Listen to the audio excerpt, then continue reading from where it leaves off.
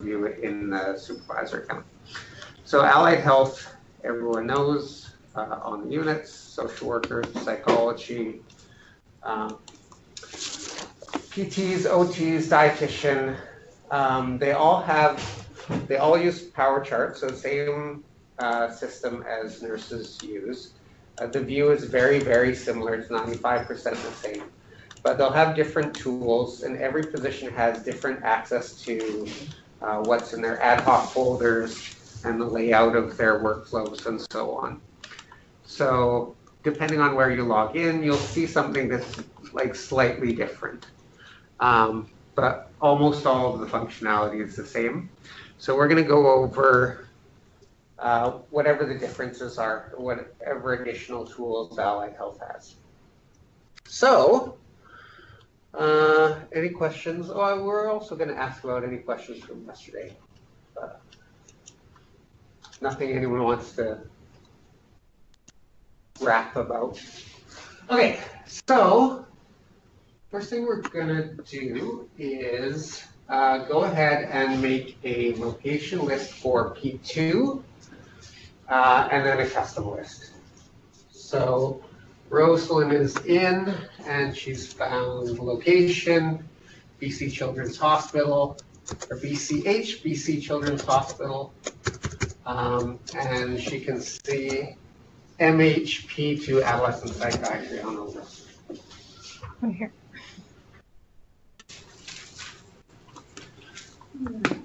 Now, inpatient units, all of the inpatient units in the hospital are under that heading of BCH, BC Children's Hospital. All the outpatient units or clinics will have their own different location that's not under BCH Children's Hospital. So if they stay there, they're going to be under there. Tomorrow, when we're doing the clinic, we're going to look in a slightly different place. It's just lower down the list.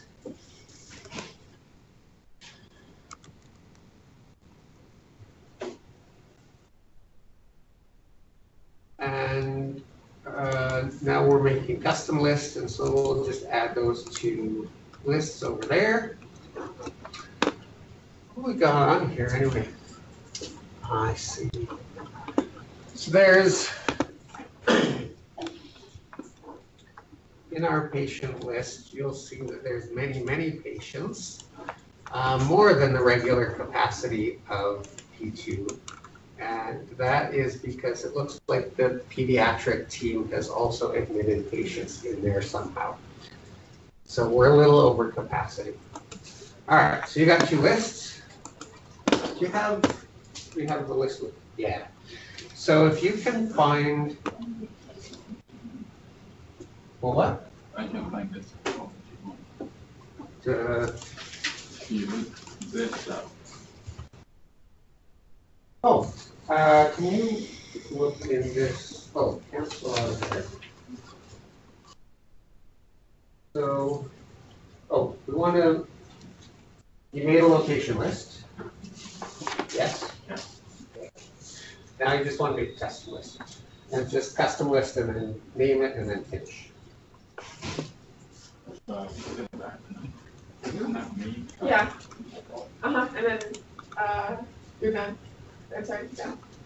But you need also to make a P2 list so you can pull from the P2 location list into your custom list. Right. So we need to make one more of P2 new. Location. Mm-hmm.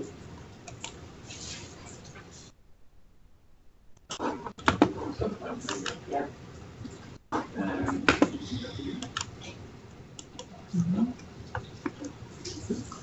Oh, did I know?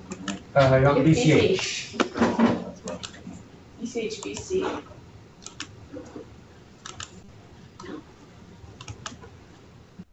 Oh, it's not pulling. Okay.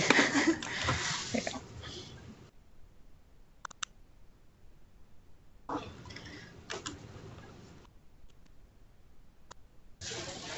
So we'll have the location list. The location list, of course, says everything in the location, and then your custom list is your locations for today.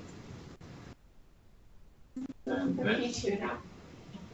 And then we're gonna pull from this list for creating. We want all of it, so we'll check the box.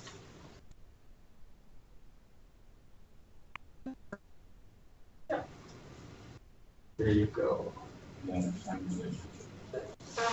want to refresh that page maybe.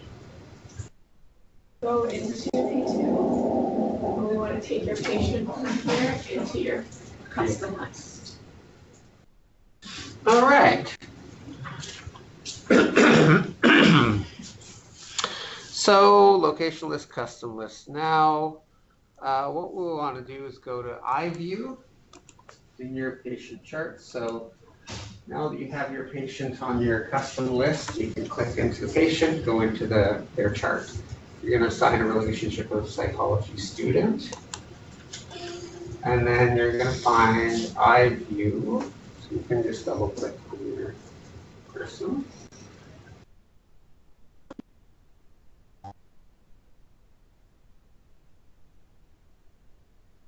And now iView, and it's going to ask you what clinical range, and you can say 72 hours.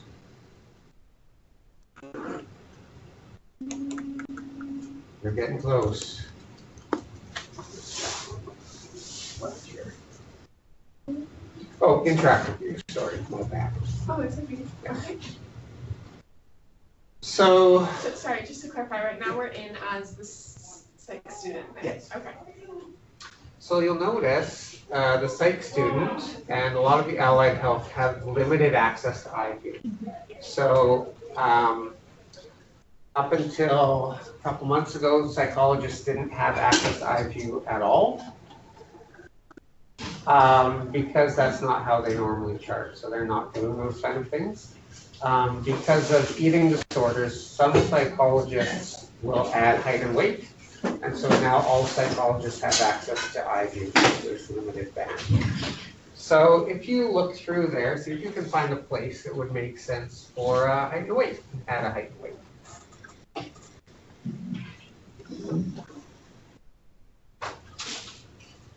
It can be whatever.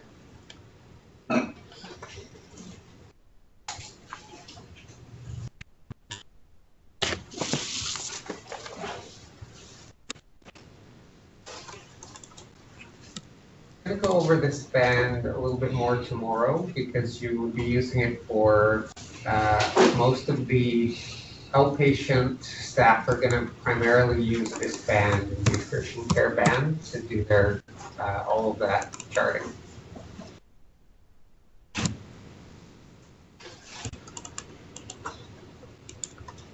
When you're done and sign it, you'll notice a little icon beside where you added information.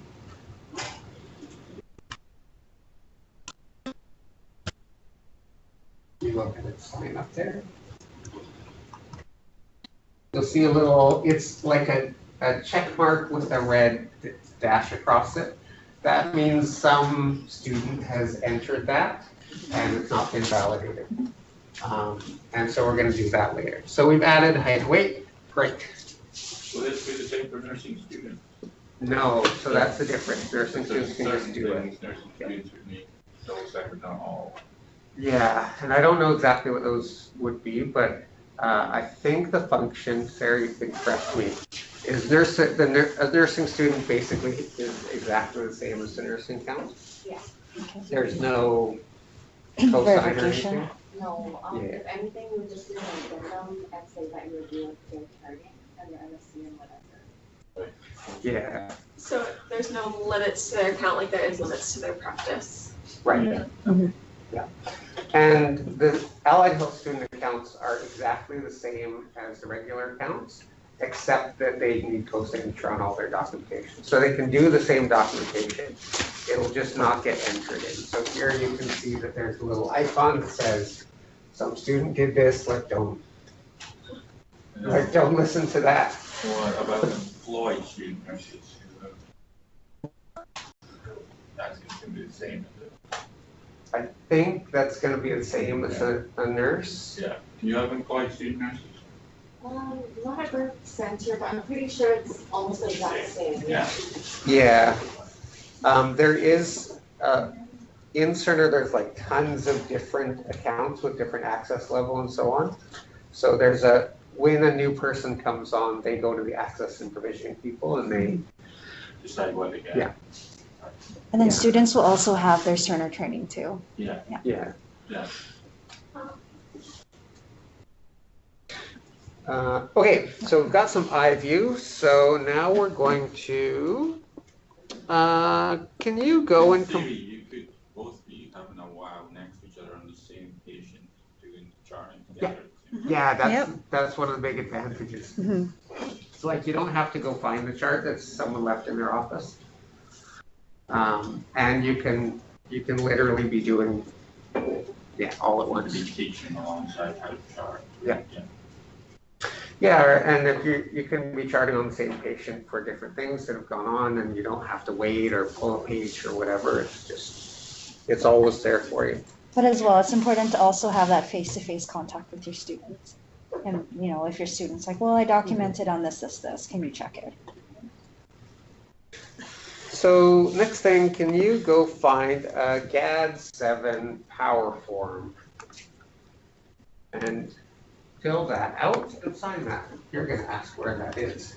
No, you weren't going to ask. You already knew.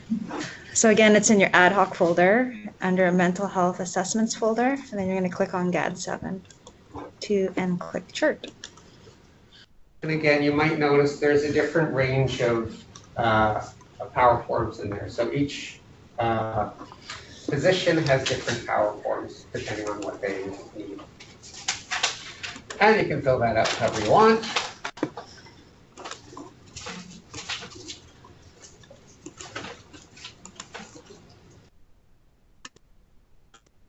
And sign that whenever you're ready.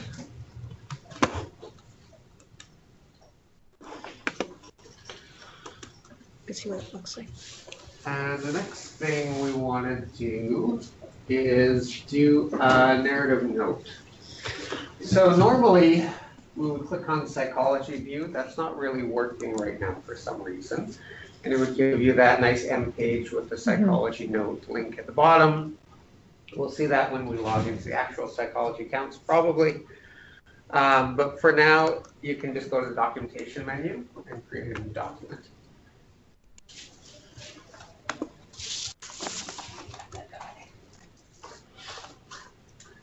And add. There's your new document. So you want to find, we're searching by position. So if you look in that drop-down menu, these are the type of notes that psychologists will generally use. And are we doing a protected note or are we doing a normal note? We're doing a normal note. We're doing a normal note. Yeah. So just do a psychology note. And you can make this a free text note. So if you scroll down, you'll find free text in there somewhere. Probably up in right. Yeah, good call. And you got a page Oh, on I there. see. Yeah, favorite. That's good. Alright. And type something in, and then when you go to sign it, we want to remember to put a name on it, so put an appropriate name. And because you're a student, you got to send this to someone to sign. So, yeah, go ahead and sign it. And then you can see at the bottom it's going to say some. Oh, I see. When you go to sign at the bottom, it should say you need to CC someone, unless you already have someone CC to sign it. So in the middle area, right here, it's who's your supervisor. So on your sheet that I handed out is your supervisor's name. And they're going to have to sign this note. So in the instructions, it says to CC the supervisor, but then when you have it under CC, it looks like you can't submit because it says select at least one per second as a signer before you submit it? Yeah, let's do sign as CC. CC was is the like how you normally send an email, and that's wrong. So this is my supervisor I'm sending it to? They ran out of good names at the supervisor school.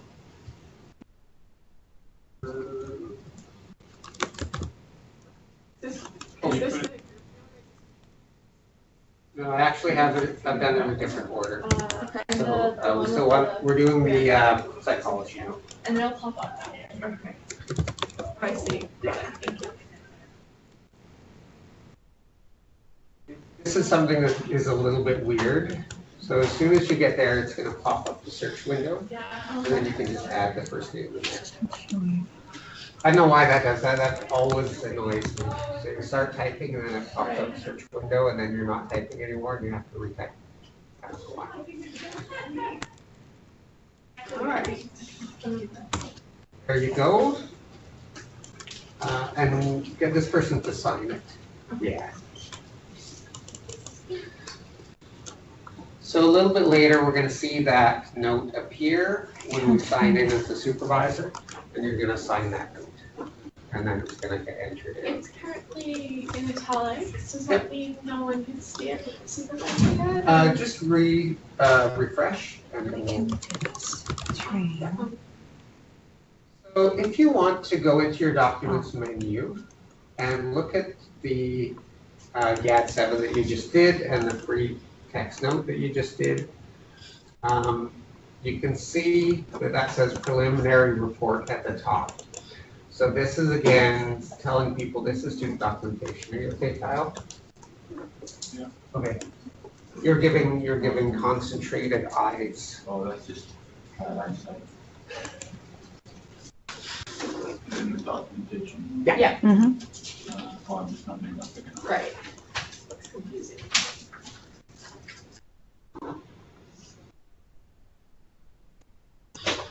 So Kyle, if you double click on one of those, it'll open up and you'll see that it just says preliminary report.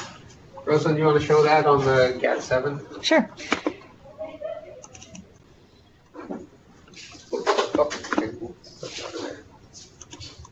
Okay, Let's bring this over.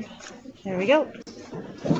I'm asking you things in the wrong order. So the next thing we want to do is go ahead and make a therapeutic group note.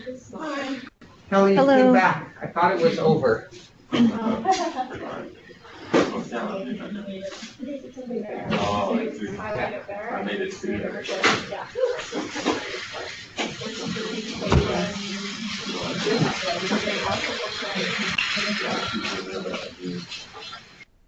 All right, so the final student documentation we're going to do is a group note. So if you can go to therapeutic group note. And pull in your patient list. My custom list is not showing. My favorite people. Is that, I didn't name it that though. Are you sure? Yeah, Give it a try. it was this. Oh, that's weird. I know. Okay, let's see.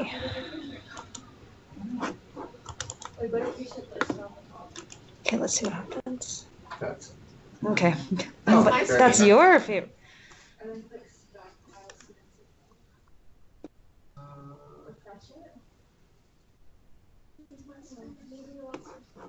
Never put them in the right place. I wonder if those two accounts have gone to the same people. Well, that's okay. You can both chart on this group. Here and then right click it and add that. So Rosalind, you can go ahead on that. Okay. Pull that spot. All right. So you maybe haven't seen this before? I have, yeah. Okay. So we're just going to edit and put all therapy names in, whatever therapy name. No, I didn't have copies in front this time. What's the group that you do on P3 these days? This is a hard one that I had hoped. Yeah. Yeah. You do DBT? You must do DBT still. No. There was, but Oh. the EFFT is still happening. Which one? Family, like EFFT with the kids. EFFT, With aging. but they don't share. The emotion coaching? Yeah. Okay. But there's not really No. groups happening. A little bit. So whatever, it doesn't matter. You just have to give it any name. It doesn't have to be a real name. So if you have whatever group happens, you will name that. You have to give it a category, and you have to, because you're a student, someone has to verify these notes. So you have to put in, again, that supervisor.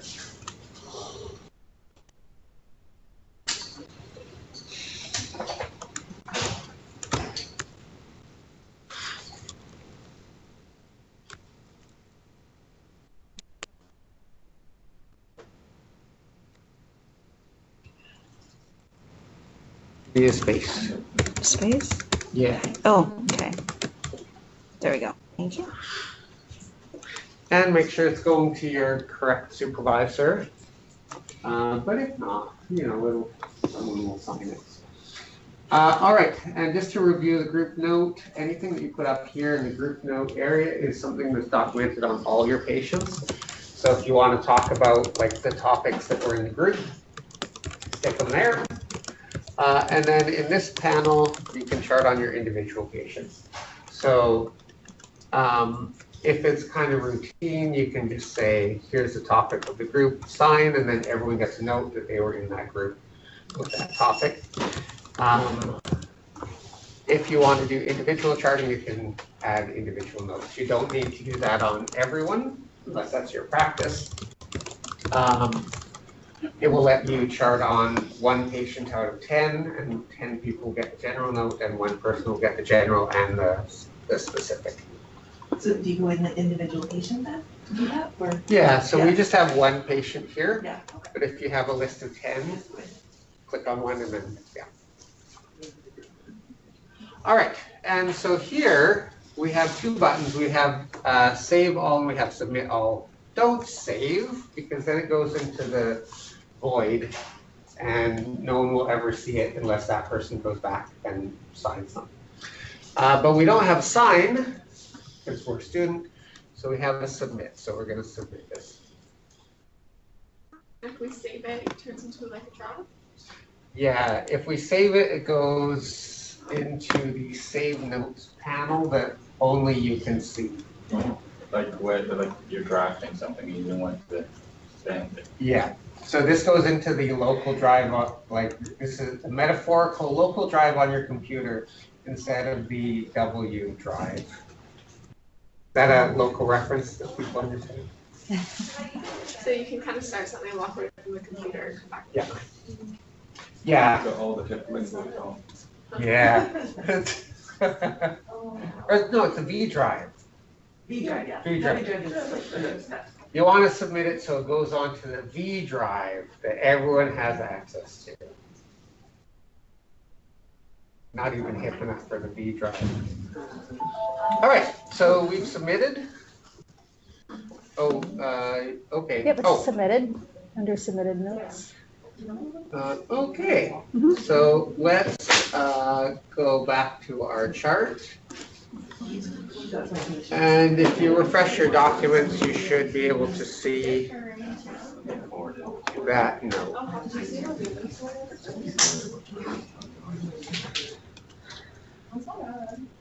All right.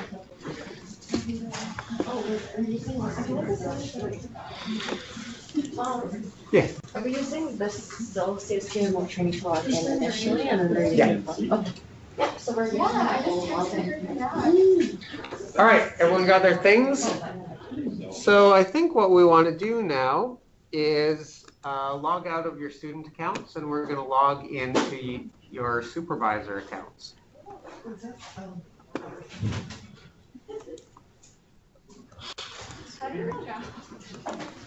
You can do the, you can just X out of this account, I think. And then if we Tell me if that works. That does work? You can, yeah. I think if you, I think if you read door, then you gotta re-log into the thing. Yeah, so like your whole account back. Oh, Tom, Yeah. can you go back to your domains? Where is it? Oh, yep, one sec. Yep. Okay.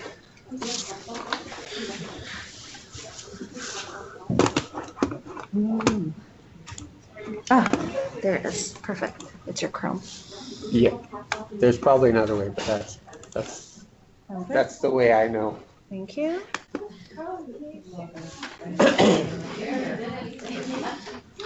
Okay, so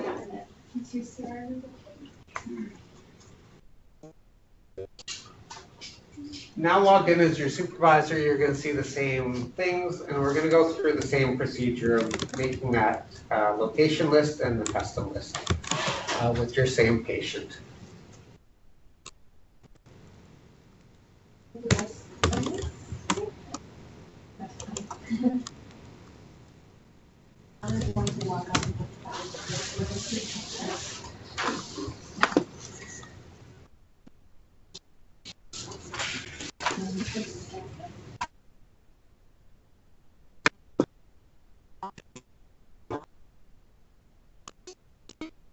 So location list, we're going to find the same location, BCH, BC Children's.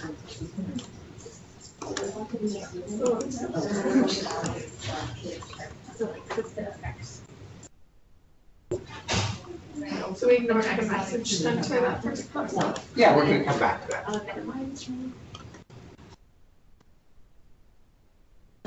I think we're going to come back to that. That seems like something that we should talk about. I'll go as a psychologist. So it's like training the real. You might have noticed when you log in as a psychologist, or I think as all of the allied health, your landing page, excuse me, is the message center. And so again, different people are going to hit the chart and interact with the chart a little bit different.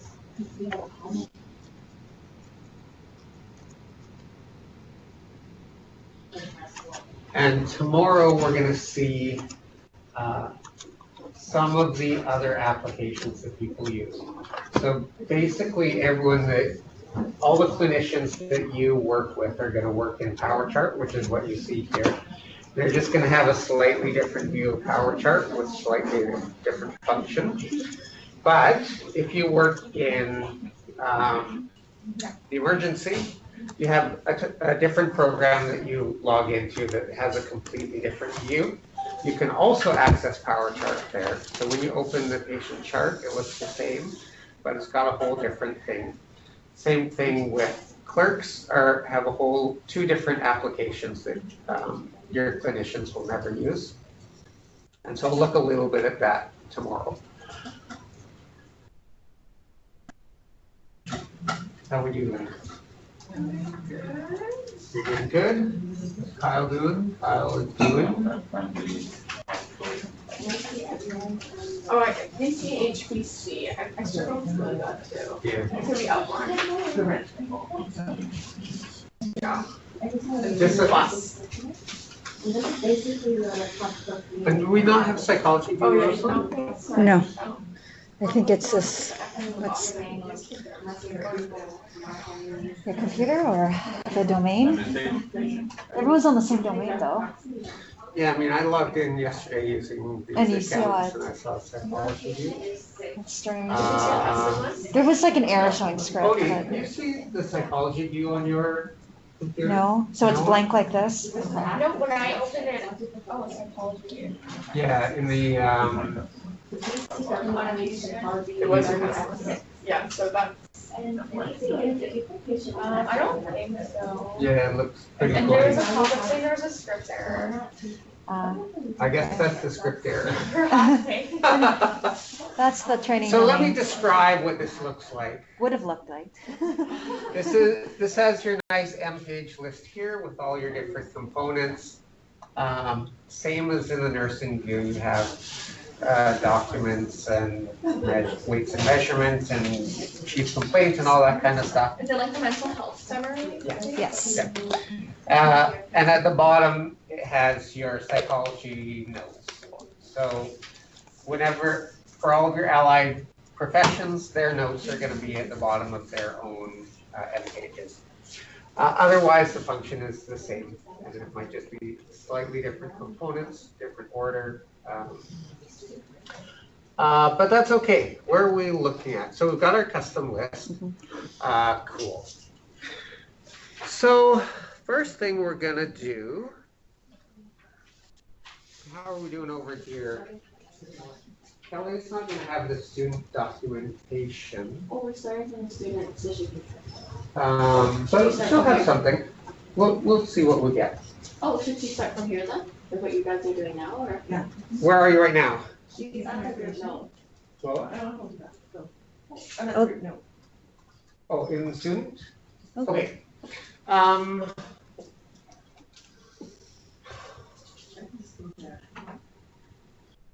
Yeah, do you want to just jump to MPTL? That's great. So stay in the student, stay where you are in that login, so don't log out. And just follow along with what I'm about to say. So Allied Health access their patients a little bit differently. You can use patient lists. But where nurses going to use Care Compass, none of the Allied Health physicians have Care Compass. Instead, generally they use the multi-patient task list. So if you can go ahead and click there, you'll see a bunch of things. Well, Just need a name and you don't need to tell us. Why doesn't have any? that sounds right. So,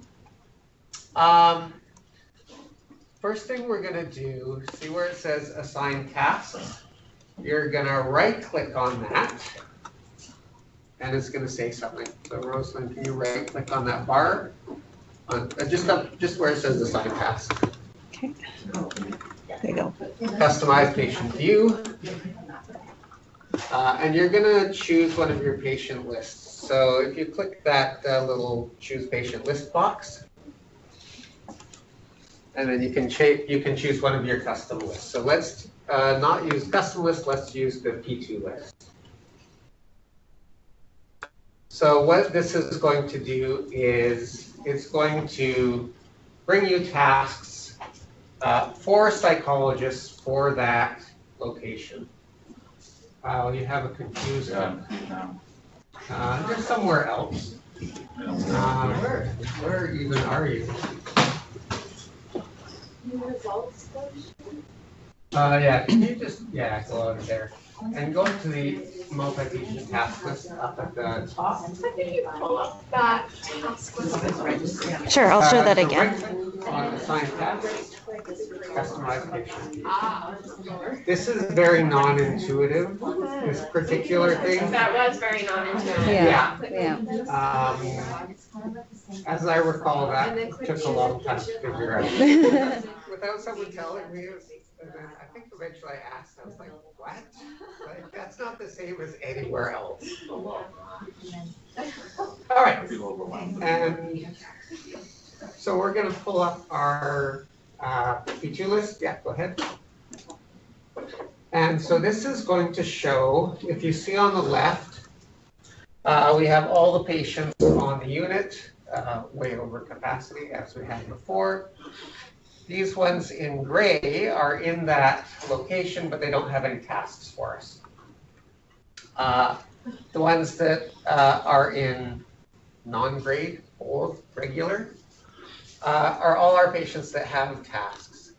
And so those tasks are over here, and you can see that your patient has tasks. What do they have? Their task is a consult to psychology. So the way that you access your Allied Health anywhere on the inpatient, are you just looking? I'm just looking Okay, you. intently. Okay, that's exactly what I wanted. I was just reading it as question. Okay. So your access to all Allied Health is through a consult order that we're going to talk about very shortly. And when you do your orders, all you do is consult to, and then your Allied Health profession.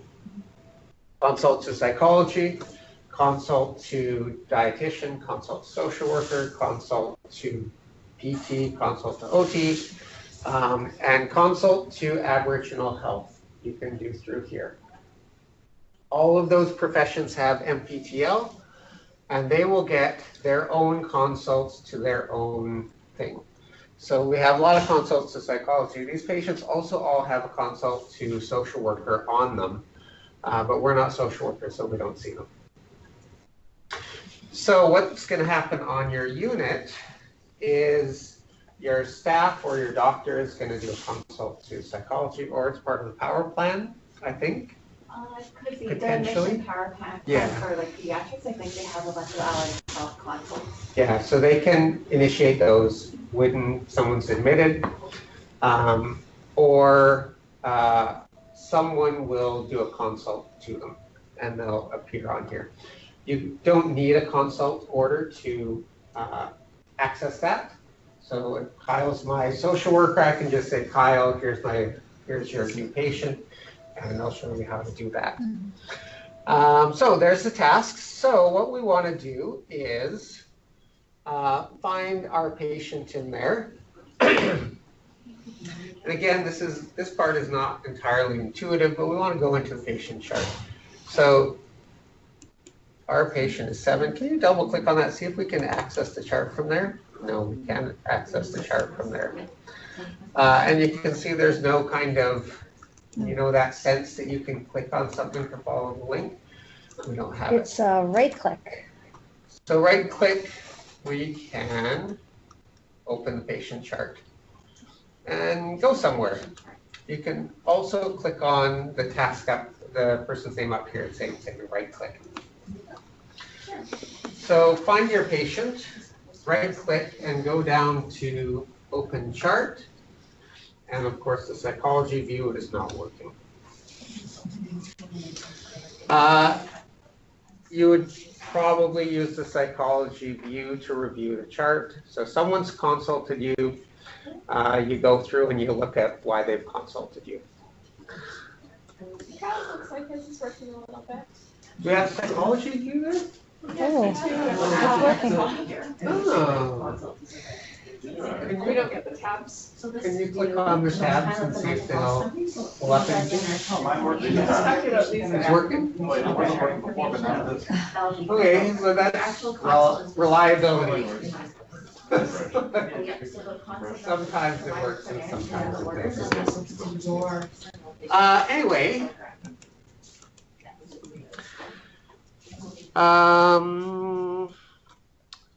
So what we're going to do now is you're going to accept this consult and you're going to follow this patient. So after looking at the chart, after talking with your team, you're going to do a following order. So go to your orders and you're going to type psychology following.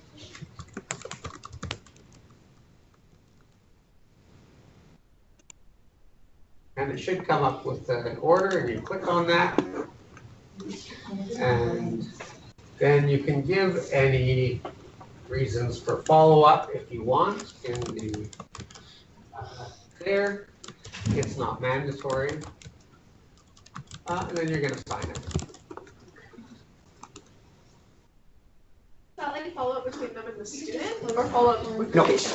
Follow up with the patient. It means that you are now following the patient. And then the order is like in this screen. Is it like a tracking order, essentially? Yes. Okay. You got it. So the consult is to get your allied health attention. Now they'll see, oh, someone wants me to talk to this patient for some reason. You go see the patient and you say, okay, this is now one of my patients, and I'm going to do a following order. So this would be the provider that sends the order, the psychologist saying follow, or the psychologist? Yeah. yes. Yeah, so someone on the team says, we want a psychologist involved, so you do the consult. Right. Psychologist looks at it and says yes, and then does a following. So they do the order to follow. Yeah. The psychologist. Yeah. Yeah. So they're saying, accepting that's it. what I'm doing, and I'm following that. Yeah. Question question. Yes. At BC Children's, do nurses do the consult order? It's, Usually Um, not, right? I think probably what's gonna happen is, you're probably not gonna do the consult at all. So you can order what we just did, the following order without the consult. So when you go to rounds, people will say, Jen, do you have space? Do you think we should do this? And Jen will say yes, and then she'll do a following order. So you don't need the consult. You'll probably in rounds decide who's gonna see whoever. Or for social workers, for eating disorders, everyone has a social worker or a clinical counselor now, I guess. An RCC. Get in there. So if everyone is assigned a social worker, then like in rounds, someone will say, like, do you have space? And then you'll just add yourself.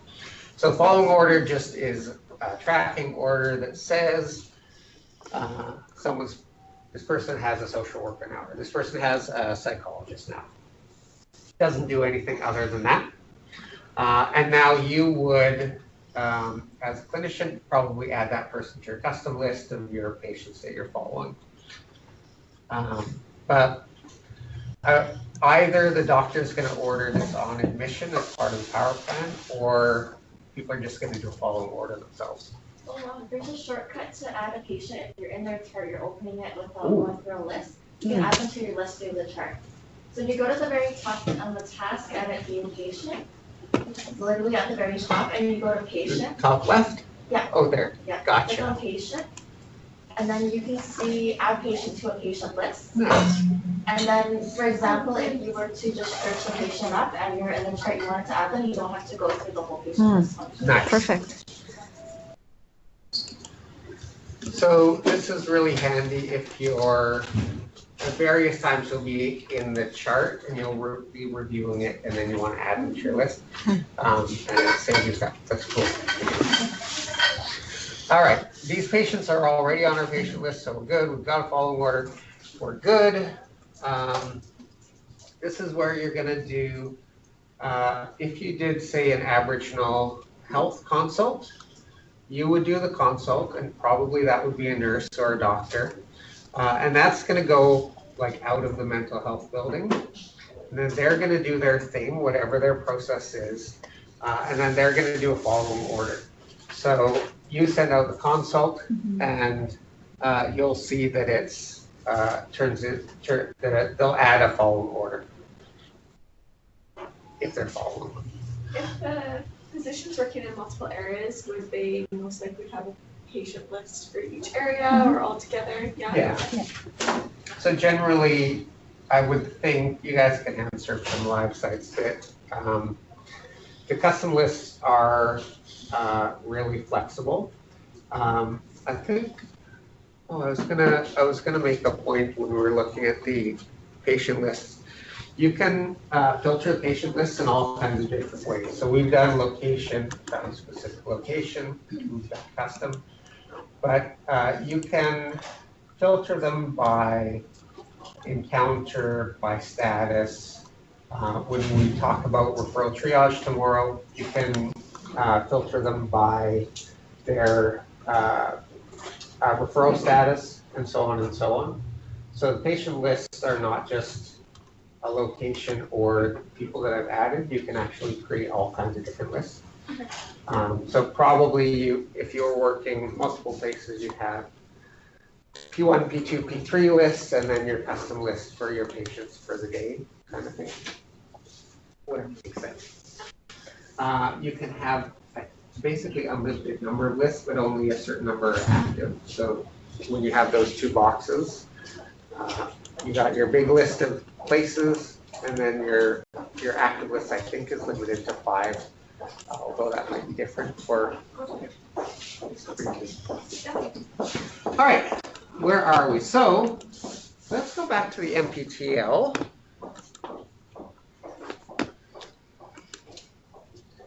And if you refresh that, you're going to see that you have a consult order on your patient, and you have a following order on your patient. In fact, everyone can see everyone's following order. And so what I want you to do is right-click on your consult order for your patient, and we're going to chart done. So we've done our consult. We're going to chart done. At this time, you can hit OK. And it's going to fall off our list. So someone's put in a consult, you received the consult, you've done the consult, you say you're done. Why doesn't the system know you've completed the consult? A consult can be a small or a long or kind of variable. So if I say, social worker Kyle, can you check in with his family? That might be 5 minutes, or it might be over 3 days. So you can do it without having to write a note or anything. You can just say, I did it without writing it. Yeah. So when you chart done, it goes off your task list. So you consider it's done and that matter is settled. Now, obviously, you would probably want to chart why you say that's done in your normal charting. Otherwise, people are going to look at the chart and they did a consult and now there's no documentation. All right, so we got a following order there. We have no consult, we've done the consult. To get rid of the following order, Rosalind, can you try right-clicking and see if we can chart down on the following order? Let's see what happens. Let's try. Oh, wait, oh, that works? Yeah, it Let's is. give it a go. Huh, okay. I don't think so, it comes back. Does it come back? Let's That's what I see here. thought. It always comes back. Yeah, it's right here. It's still Oh, here. okay. So Is let's that- try that. Because I tried that yesterday just to verify. So when you chart done on a following order, it doesn't go away. Mm-mm. So what you have to do is discharge it in the same way that you do any other orders. Okay. So to get rid of your following order, you got to go to your orders profile and discontinue it. So anything that has a date? So yeah, you'll have to go into that patient chart, go to orders, and cancel discontinue it.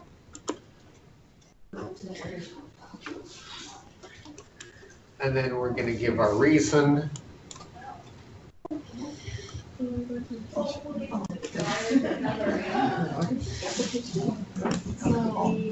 this kind of stuff to be different. They're saying like you can go and like on that list. It's this process that you can make sure it's like this was ordered. I would go by going back into my patient list. You have your patient tab there. Here you can just click straight onto it. Yeah, go right up there. Every time you have something in progress, Sorry, order for signature, the discontinue. and it says monitor this. Sometimes in some people's it says sign, sometimes it says orders for signature. You can queue up multiple orders in different situations. So it's like, oh, we're discontinuing our, so you can, yeah, close that. You're going to discontinue your psychology following order. So this is when you're done doing whatever you've done, and you want to let people know you're done.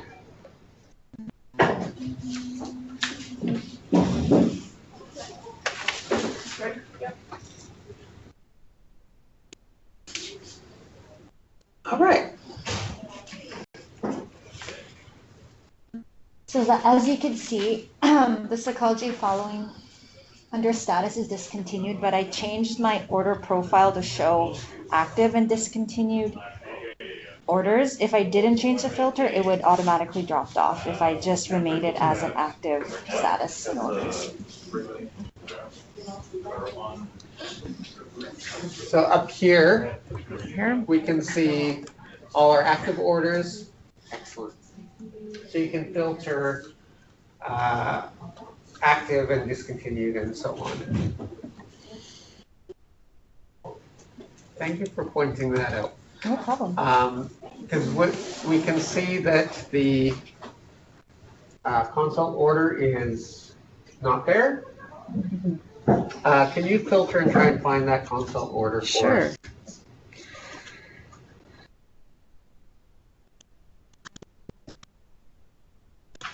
Let's see if we can find it. There Right here. we go. There we go. So, in the case of, say, Allied or the Aboriginal Indigenous order, you're doing a consult. That consult is going somewhere else, and so you don't necessarily have a face-to-face with that person to know what they've done. And so if they chart done on that order, it's going to disappear from your regular view, and you're not going to know that that order has ever done, ever happened, or if that consult has ever happened, unless you filter to include those. So in this case, we ordered this and then we finished it. And so we can there's still evidence that we ordered that. Is that making sense, Kyle? I was just wondering where the advanced filter. Oh, okay. Thank you. So we're in the order profile. You're going to click on displayed all active orders. And then the advanced filters window opens. And this is where you could select what you would like to see as your orders. So inactive statuses, discontinued, so forth.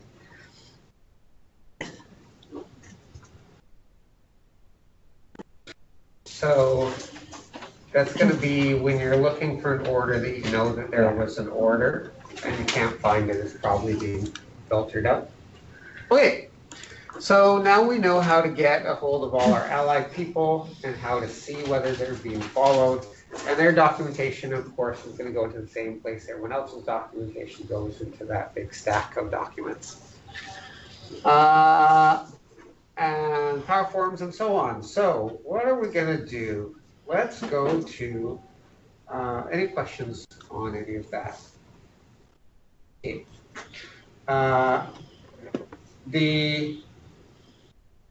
As you see, the MPTL is based on your lists and what you've created.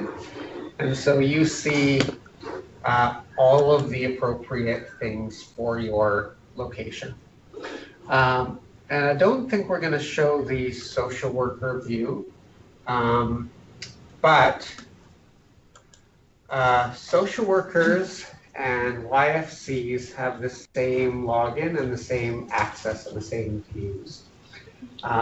When you do your MHA form 4x2, it triggers all the other Mental Health Act forms as tasks for nurses, but also for social workers and for YFCs.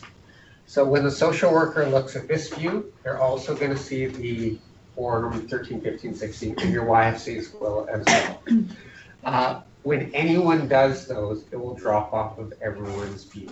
So as soon as when we charted done on our psychology consults, they disappeared for everyone. So that's been done. I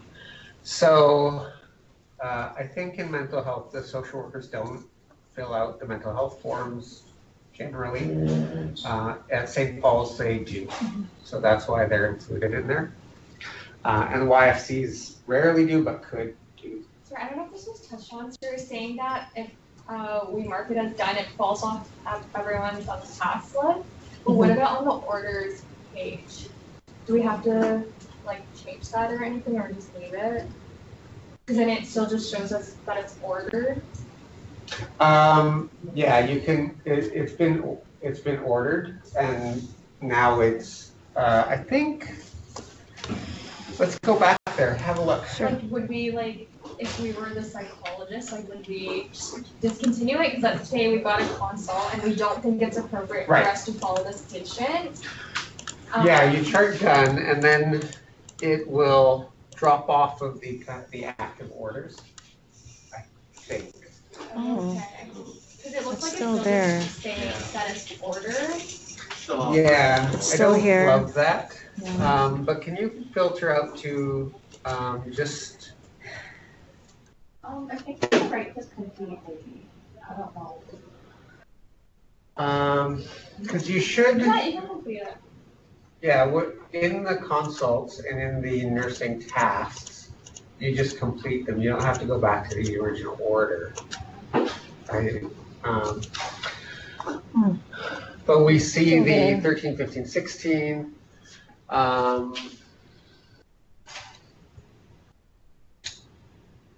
Oh yeah, these have. Let's try. So let's go look. Do you want to go to?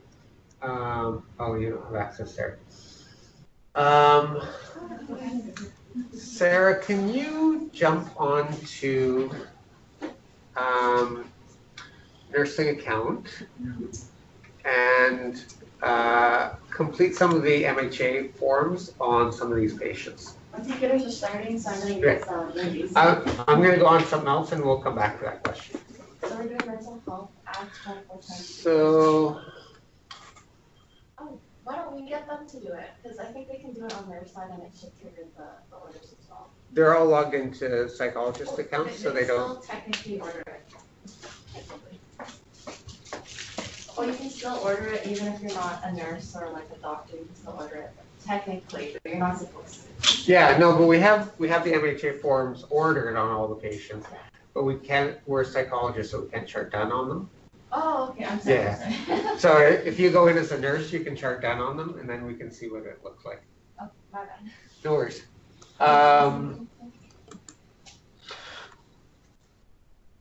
Okay, so that question is under review, and we'll come back to it. But what we're going to do now. Oh, I also wanted to point out something. In the multi-patient task list, as you can see, there's a consult tab, and right now there's a mix of following and consults. Once you go live, the Cerner system will have as well a following tab, so everything will be separated between consult and following. Right now we're in a training domain and it hasn't been built yet. Yeah, so where it says consults, there will be 2 tabs. Yeah. To make this list a little bit nicer. More organized. All right. So let's bop back to Message Center.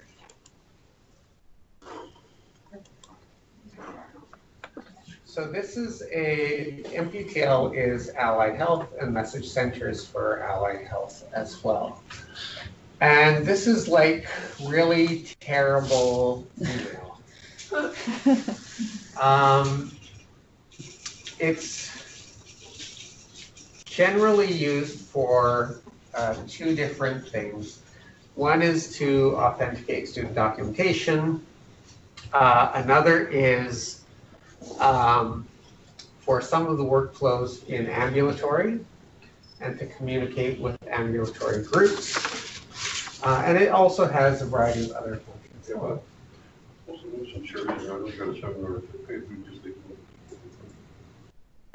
Yeah. No worries. So we're going to show some of the functions, and you can kind of picture how this is going to be used. In inpatient, the inpatient nurses don't have it.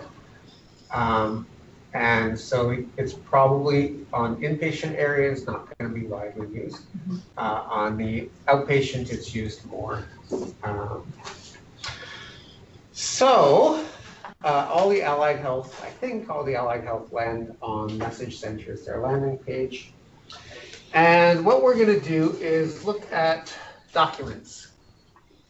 So hopefully in your documents section, you will see 2 things that you did earlier. Does that sound right? We don't have this, we're in the student account, but the stuff we do. Yeah. All right. So if you can click on the first one and then click open. Open or double click on it. So here's the documentation that you did, and down at the bottom is the action page. And so we're gonna select review, which is pre-selected, And then we're gonna do okay and next. But wait a second before you do that. You can add any comments if you need to. So we have review and okay. That means you like this documentation and you approve it. When we do that, that's going to become a final report in the documentation instead of preliminary report, and it'll show that you co-signed it. This button, refuse, does not mean that you don't like this documentation. This refuse button means that this shouldn't have come to you, and you're going to bounce it back. And when you do that, it goes into some mystery queue somewhere in Cerner, and someone might find it and try and find the right person to send it to you, which was you. It was supposed to come to you.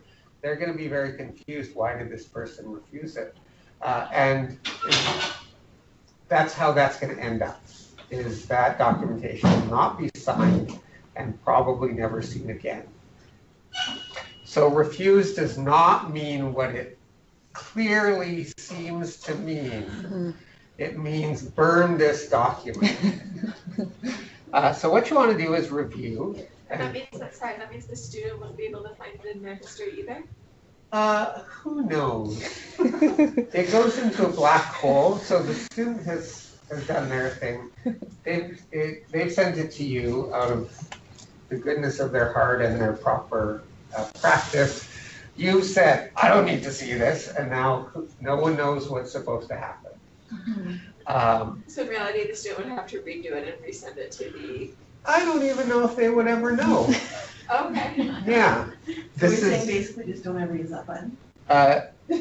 Use this button if this message was not meant for you. Okay. And still don't use it. Talk to the person who sent it to you and say, why did you send that to me? Otherwise, like, I really don't know what will happen. This was really confusing to me like a year ago when I was looking into this. And there are many meetings to discover that that does not mean this is not good documentation. So what do you do if your student wrote bad documentation? You're not going to okay it, and you're not going to refuse it. So what do you imagine you do in this situation? Is there an edit area? You're going to go see your student and tell them to fix it. Then they're going to modify their documentation. They're going to resend it to you. So if your student did bad, go talk to your student. Tell them they did bad. Did you do that in Message Center? Would the student have it? I can't remember the answer to that. I think that they should have the same view. They should have the same view, but something in my mind is telling me that they don't. Kelly, do you have Message Center? You're in the student login. Yeah, she doesn't have any of the things. Do you know what's really weird? I'll tell you know what the answer is. I'm pretty sure the answer is that the students can't receive messages in Message Center. That's very why. Okay. Wait, you want to try sending? Yeah, try sending one. That might be the answer. Well, she can't send or she can't receive. I don't know. I think that she cannot receive. But that last time I looked at that was like a year or 18 months ago or something. Oh, there we go. Okay, open message. We'll send a message to Tom. Send it to the supervisor there. Or send it to Rosalind on it's the same Right here. same name except 7. Yep. Train info psychologist 7. Yeah, so it's at the very top. So these things are page 2 here. So what we're going to do is just click OK and next. We're going to answer that question when that comes. But we can just OK and next, and then it'll bring us to the next piece of student documentation. It did, yeah. Wow, why did you do that?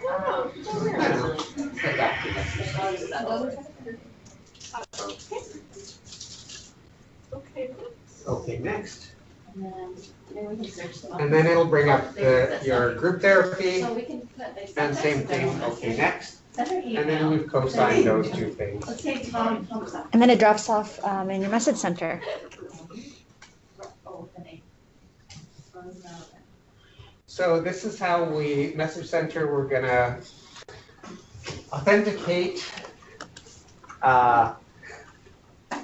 narrative notes that, or dynamic documentation, however you want to say it, and our therapeutic group note.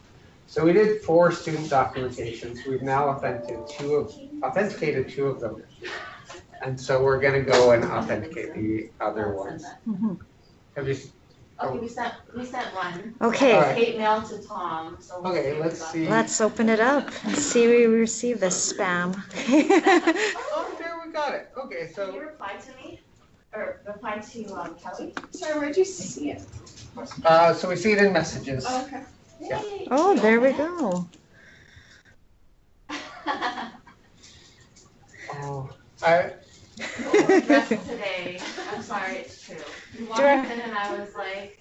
Dressed to impress. you know, for a year at CST, I wore proper shirts.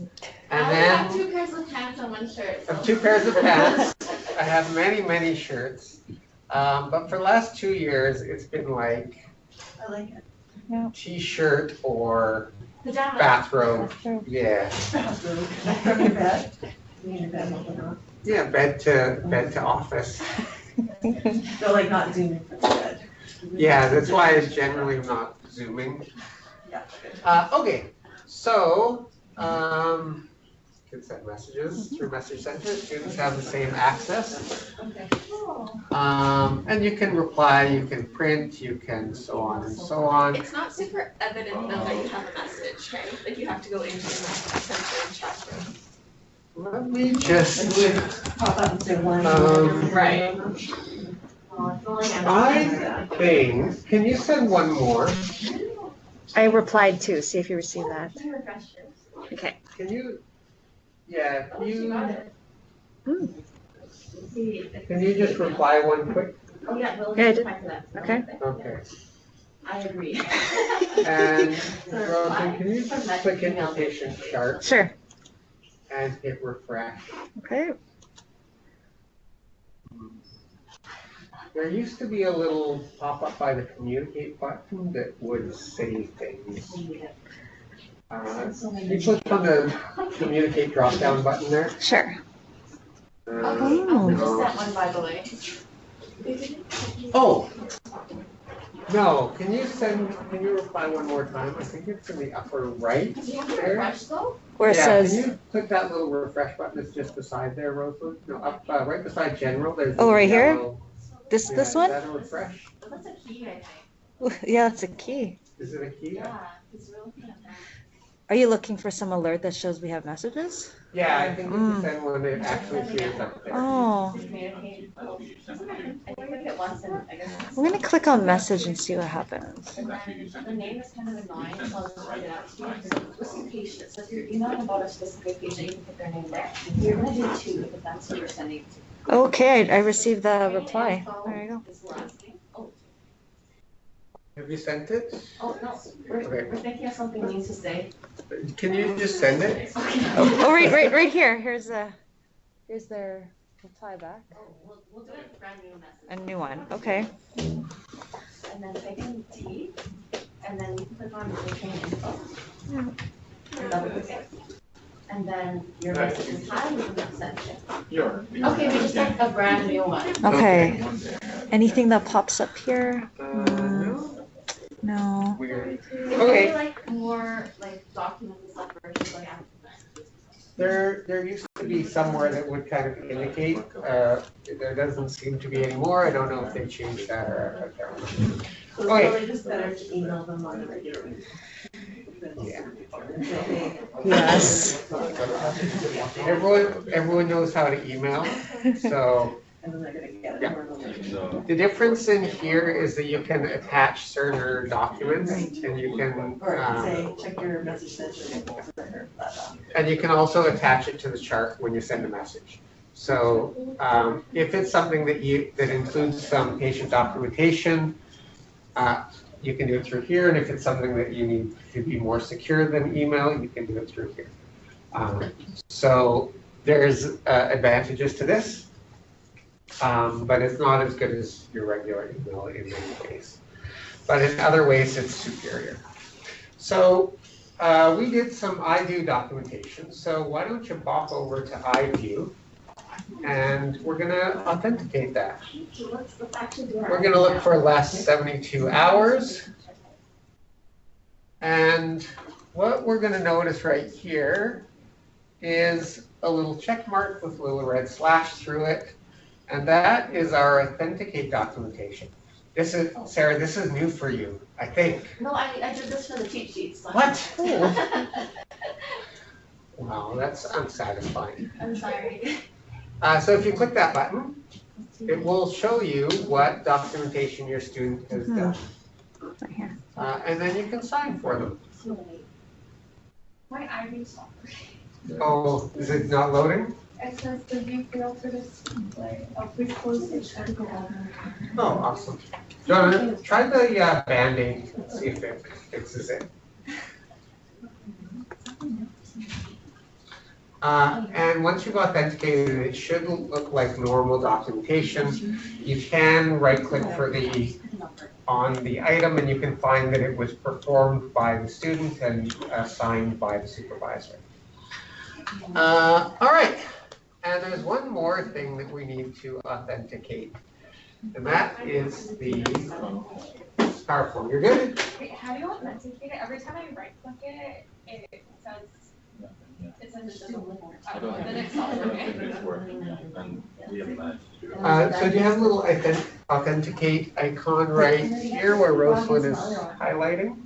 Oh, yeah. Yeah, click on Click on that. Oh, perfect. So now we just sign.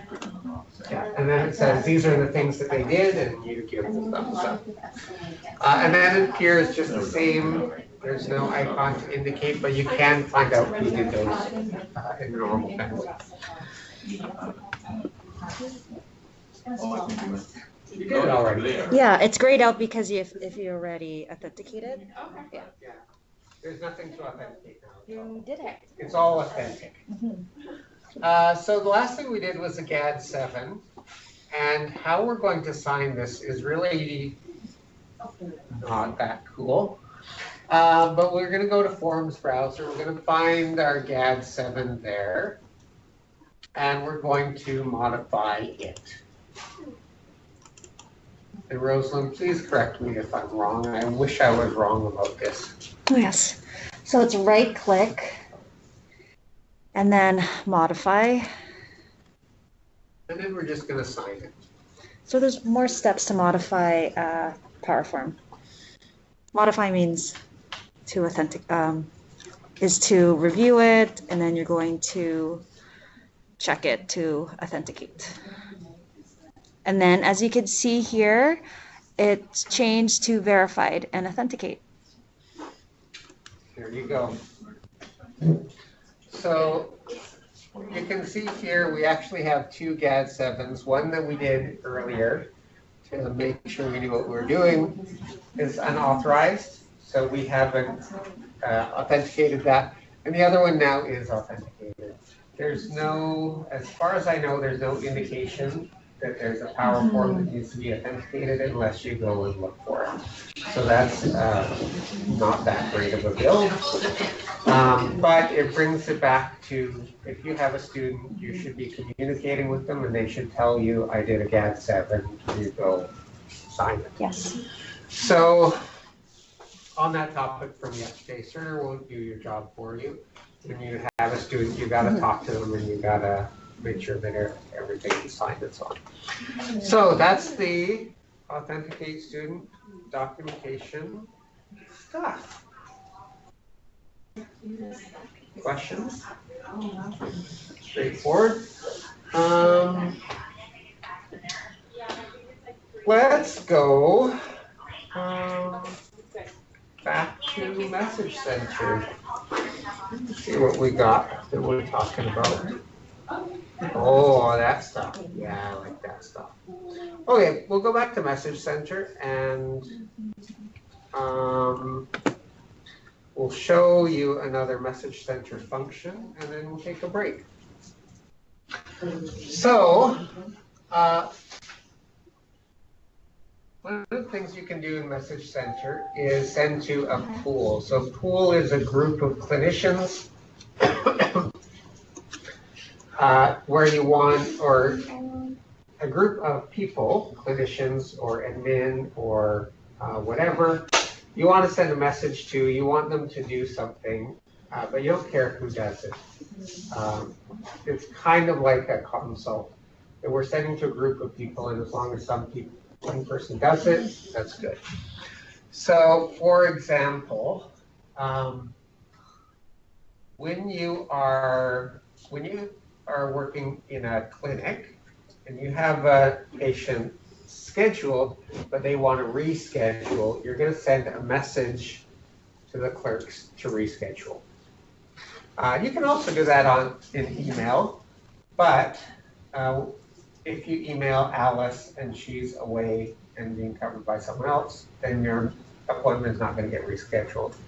If you message to the clerical pool, someone's going to get that and do it. So if we click on pools, we're not in any pools right now, and so we're going to click this manage button. And we're going to look for a pool. So we're going to, let's look for BCH and search. So these are all of the pools that are currently available with that BCH location. So these are probably all of the pools for all the clinics that are planned to go live in whenever. You'll notice BCH, EDC admin, EDC clinical, EDC provider. You're not going to see any other MH pools. And that's because pools are primarily or exclusively used in clinics. So none of the inpatient locations have pools. Yeah. So there's no P1 pool, no P2 pool. But there is an eating disorder clinic pool, 3 pools. Yes? Can you get to that part again? Sure. Can you close out of there? So we're in Message Center, and we're going to click on pools, and then manage. So we're just adding kind of like a group of like users for a specific group. Yeah, so these are available pools, and we're working in the eating disorder clinic, and so we're going to add ourselves to the clinical pool. And so same kind of function, we click on the pool we want to be in, and then we opt in. And so now we're going to receive any messages that come to that pool.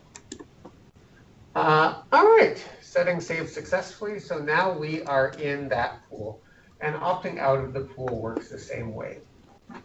So the only people that are going to be in pools at your site right now are the eating disorder clinic people.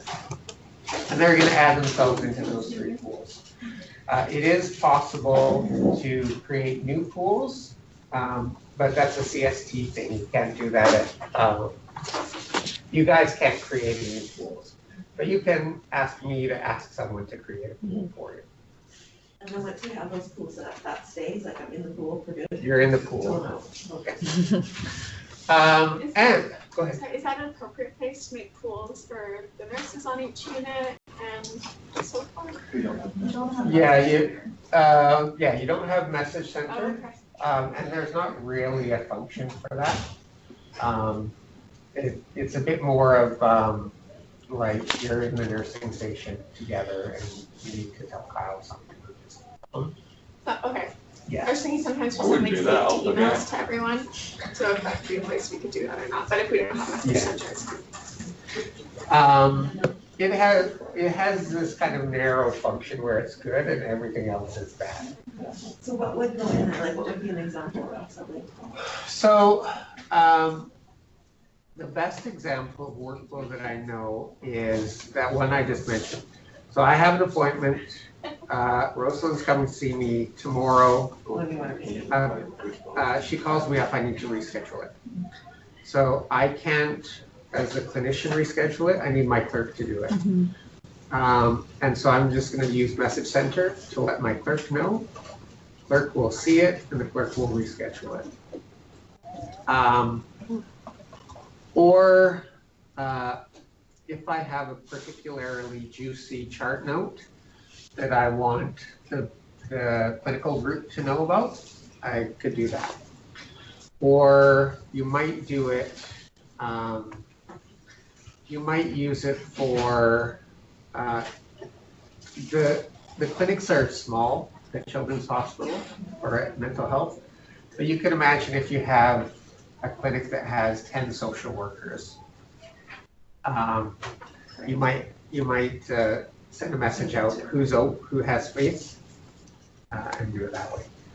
So pool function is kind of like, I don't see a lot of use for it, but it's really something that this is a tool that you can use, and if you find good use for it, then that's what it's for. But there's not a lot of prescribed uses that I'm really. That's just that like anyway, so. Yeah. And providers as well will have that. Also, ambulatory nurses. So the nurses in the outpatient clinic have a different login. So they also will have Message Center. So it's primarily an ambulatory deal. All of your allied health have a single view. So all the social workers in Children's Hospital have the same login. All the nurses don't. So you have ambulatory nurses, you have emergency nurses, you have mental health nurses, and you have inpatient nurses. They all have different logins, slightly different functions. Psychologists, all the same. Social workers, all the same. All right, what did we want to show? So we've added ourselves to a pool, and now we are going to send a message. So what I want you to do is send a message to the person on your right. Actually, no. Let's send a message to the person that is incrementally one from your login.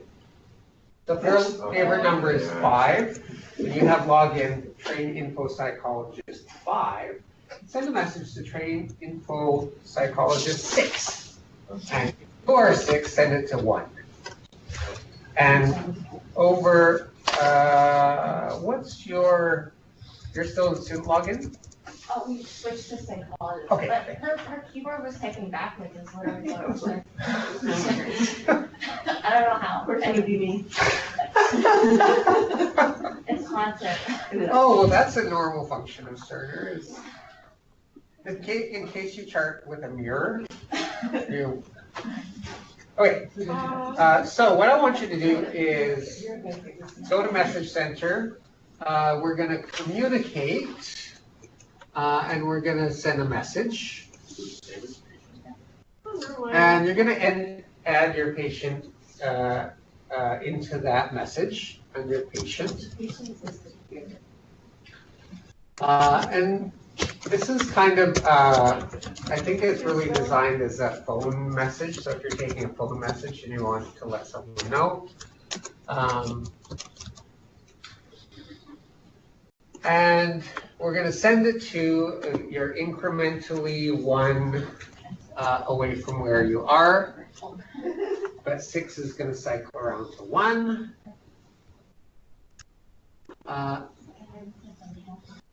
And we're also going to CC that pool that we just joined, EDC clinicians. What does caller mean?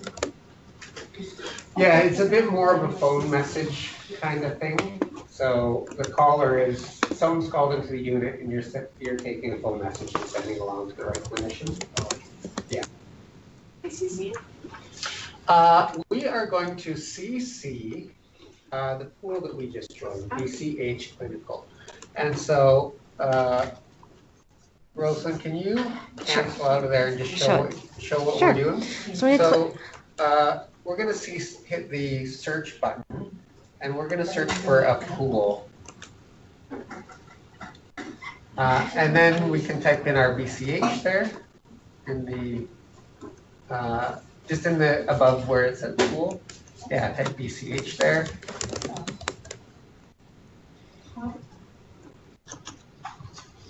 We're gonna find our BCH EDC clinical pool that we just joined. And we're gonna add.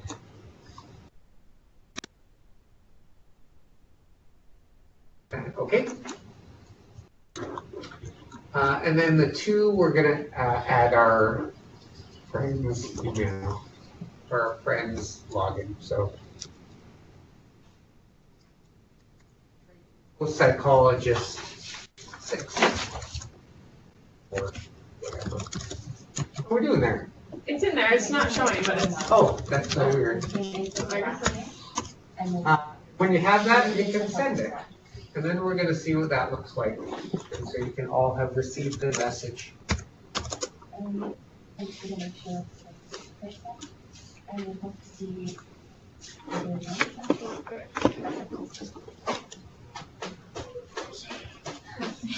rather use Outlook. Yeah, I was gonna say, this is like taking too long. You know, you're 100%, you're gonna, these are tools, and like I said yesterday, like these are things that are available to you. You can use them or not use them. They're good in some circumstances and not in others. So if you want to reschedule an appointment, the Cerner workflow is you use Message Center. The real workflow is you say, Alice, can you reschedule that for me? And that's easier and more sensible, and everyone likes that and knows that. So that's the preferred workflow. When we're doing design, like we're really Cerner focused, and like, how do we do this thing in Cerner? So like I'm sitting here and I want to send her a message. So like, how do I do it? Well, I log in and find my patient. Like, you just like, can you do that thing for me? That's the right workflow. You can really shy people who don't want to. Yeah.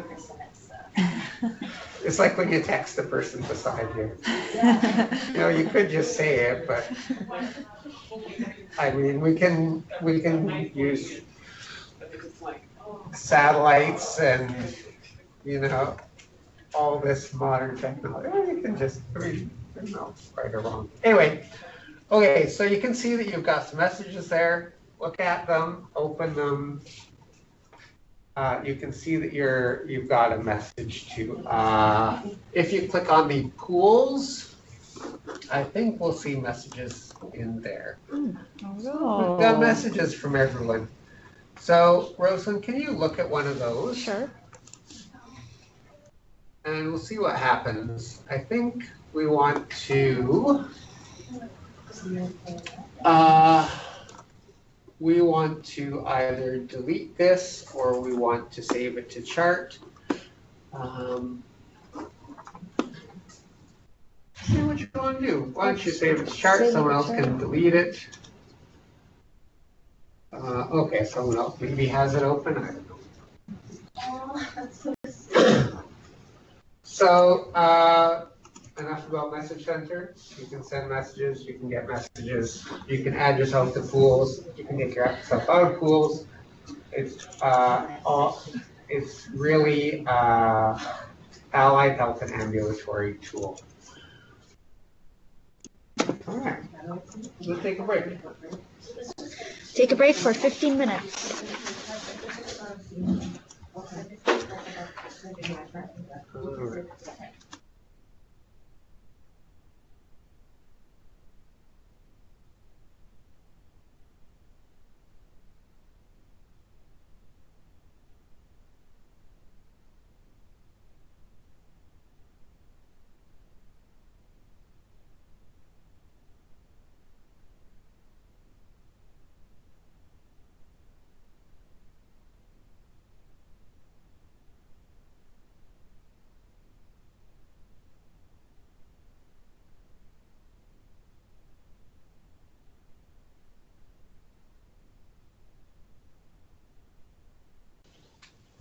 then we'll probably be done. For Allied. Anything's come up? Right. I completed that mental health act order. Oh. From the nursing end. You want that? Thank you. For that patient. Okay, can we go to MPGL? Oh, we're in psychology. Oh, no, you're right. We want to go to orders. We want to just, so you charted done on all of them? Okay. The 13? Okay, so what does it look like? 13. I think technically it doesn't fall off unless you right click complete. But I don't think that's our workflow because that's excessive. Because we really click done and then complete. We might want to check with Aaron on the workflow. Yeah, maybe it is. So, Rosa, if you right click it. Okay. And you click complete. And then you click orders for signature. okay. Then you sign it and then it actually drops off. But it only drops off when the patient has to copy that. Or sorry, when the orders profile. Okay. So we're not 100% sure. We're talking about the completing or charting done, but the orders still stay there. So for the Mental Health Act forms, there's a task to complete them. You can complete the task, but they stay on the orders, and we're gonna just check the workflow, whether we just leave them as ordered or whether we do them as complete. I think that's a good area to follow up on. Like also the one about like the consult, because sometimes on KP like consult different like people, we don't even know if that's Right. done and like what's happening with that too. So. Yeah, so with the mental health act, what was ordered, aren't they? Not ordered, it's substantive. You do a Mental Health Act order. It's called, I think it's like a tracking order, so it's just for us to see if it's like ordered. I mean, we order their involuntary or voluntary stuff, and then the paperwork just comes to follow. So we do the, on the admission order, there's a place where you put their But on Cerner and mental status, or when you're doing the admission, you're doing Form 1 or Form 4. When you're doing the, when you're, I'm just looking for changes of that. I can't remember if when you do that with Form 4, if it then, you add that to the order. All of those orders get. I've never seen an order like complete form But where whereas now, it's just when it's up, like, it's just. Yeah, as voluntary or involuntary, and then this form says not. Yeah, so if you're admitting involuntarily, you have to fill out the Form 4 in the system, or you can do it on the. Because like tracks on the whiteboard. I can't remember the exact It's one, not like, but it's. now I'm gonna order, And when you do that, Right, yeah. Form Right, so 4, I guess that is a it difference. creates the It's gonna be nursing tracking task and the all orders the for the other forms. So, I mean, it's better. and there's a new build coming out in the future, so we're teaching you this build, and then 2 months after go live, there's going to be a better one.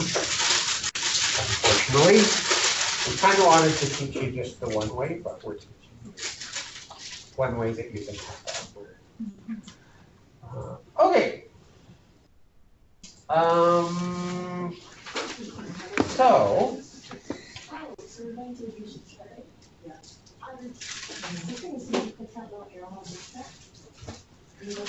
What we're going to do now is we're going to do some discharge recommendations for our persons. And the way the Allied Health build is on this is there's an ad hoc form that should say psychology discharge recommendations and plan. So if you go to your ad hoc, and you go psychology discharge recommendations, it will bring up a form that looks like this. And so we have space to put your discharge recommendations, we have place to put your summary and plan. Now, if you put them in here, and something magical will happen elsewhere. We'll pull this forward in auto text. So psychologists have psychology discharge recommendations. Social workers have social worker discharge recommendations. OT have OT discharge recommendations. The forms all look the same. When we do it in here, those can all be pulled in through auto text into a note later. So you can create a document that has all of your allied health discharge recommendations in one place. And that's really nice. How Yes? did you get there again? Ad hoc? Show it again.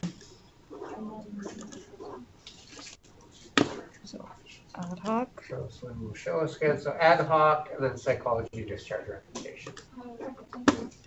So depending on your particular workflow and for different clinics and so on, if you have a really interdisciplinary team and you want a single discharge note, you would use this strategy. If you are like a single provider clinic, you're just going to write a narrative note and do your discharge that way. But when we do it this way, it'll pull into other documents. So go ahead and add something as discharge recommendations, something unique to you. And if you want, you can add something in summary. You don't have to. And when you're done with that, go ahead and save it.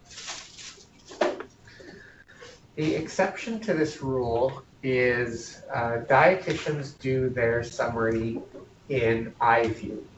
So dietitians primarily work in iView, and so they have a place in iView that says dietitian recommendations. I don't know if we can pull that up. Can you have a look? Try going into iView, Rosalind. Yep, got it. And see if we have, down at the bottom, nutrition, discharge, transfer recommendations. Yeah, so the dietitians will add their discharge recommendations here. They depend, especially in eating disorders, this might be insufficient. So these little comment boxes have a limit of, I think, 250 characters, which is about 3 or 4 sentences. And for an eating disorder dietitian discharge, that's probably not sufficient. If this is added to the document, do you think they should use like a small blurb and then do a full narrative note? Or do you think they should be documenting the year so it goes into the other form and then doing a narrative note as well, so double documentation, or should they just do? For a psychology discharge? For RD, for the dietitian.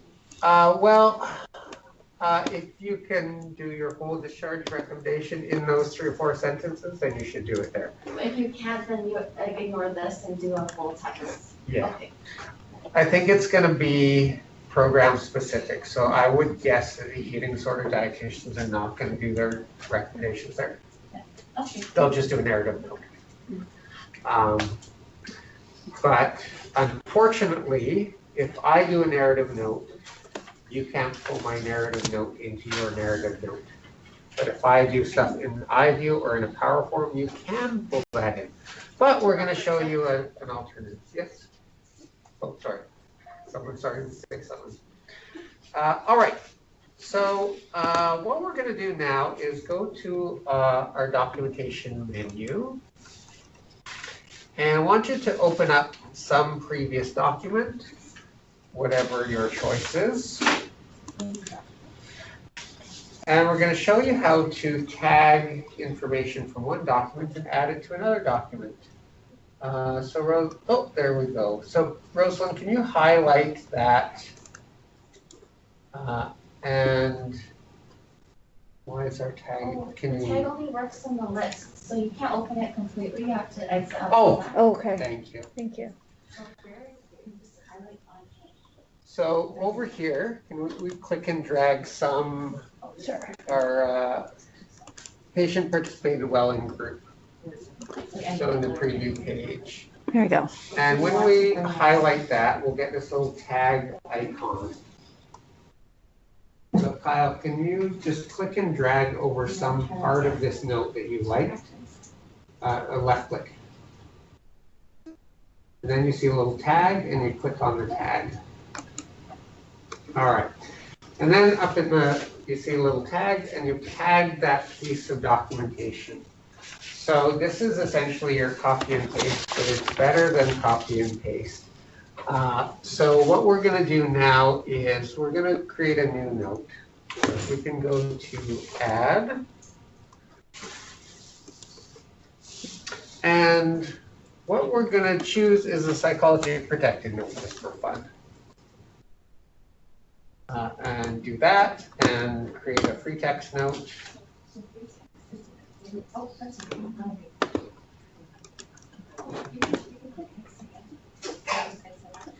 We'll see.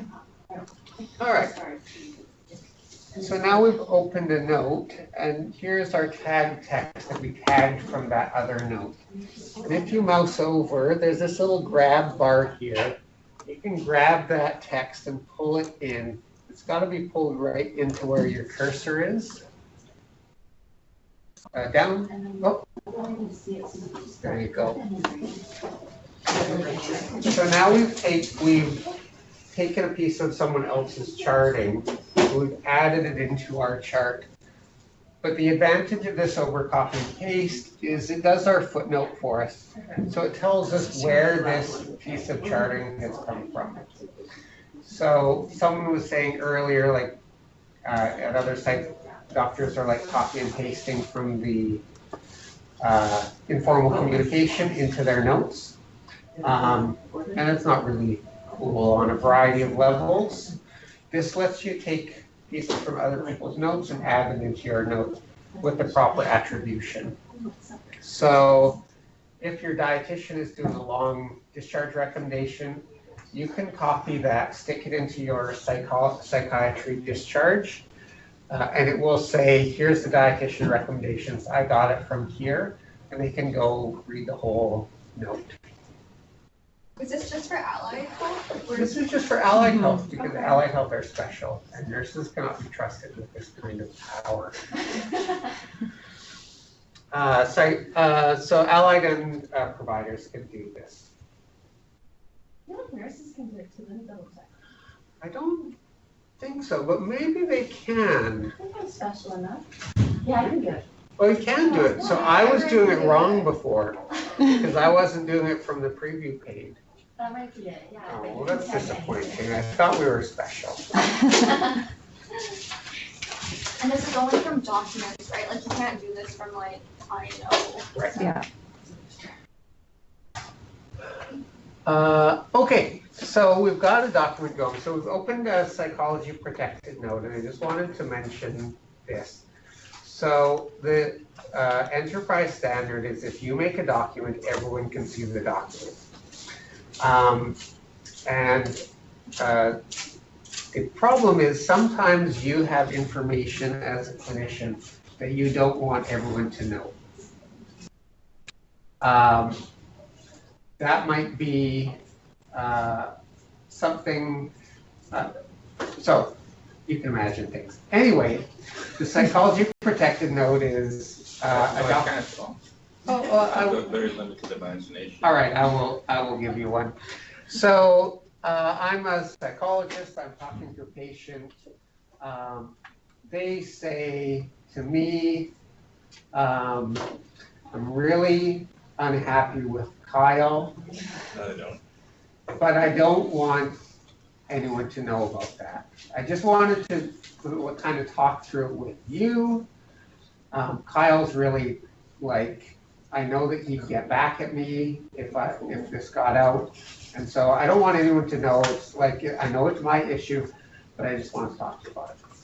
So the psychologist says, okay, I don't have consent to share this information with the team, but I do need to document it. And so that's going to go into a psychology protected note. So there's very limited things that are going into there that are confidential that psychologist needs to document but doesn't need to share with the team. It also might include test scores. So when you're doing WISC and you want to make notes or you want to note specific responses, you're allowed to share the results, but the individual responses are confidential and they're not shared. but you may still want to document them.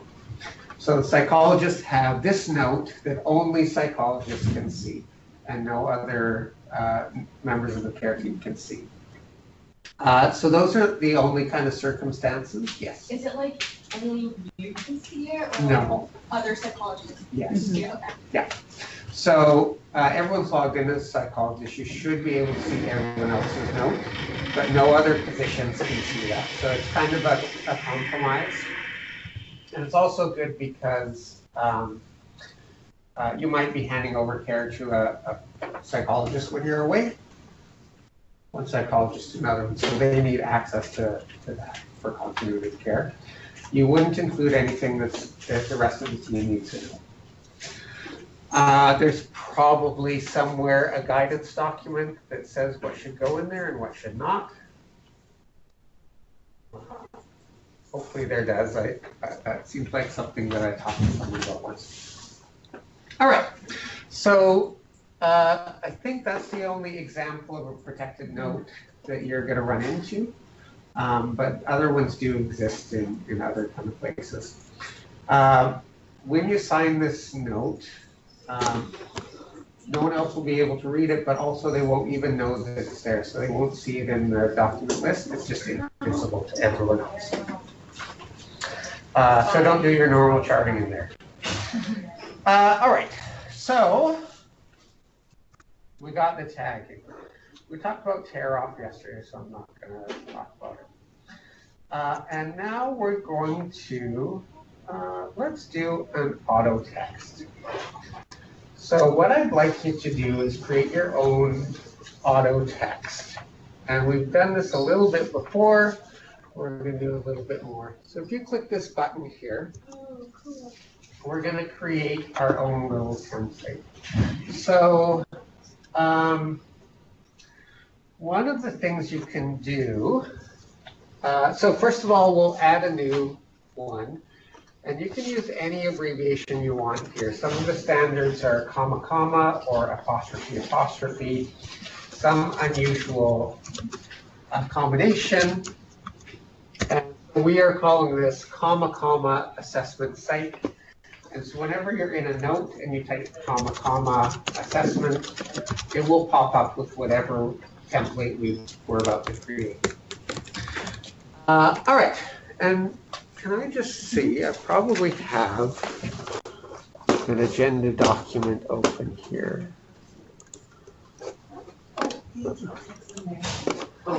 So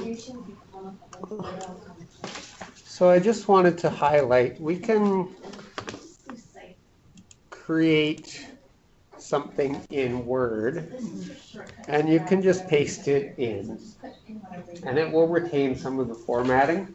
So if you have a nicely formatted Word document that has all the headers and so on that you like, you can just copy and paste that straight into this template. And so people who are familiar with Word can do that.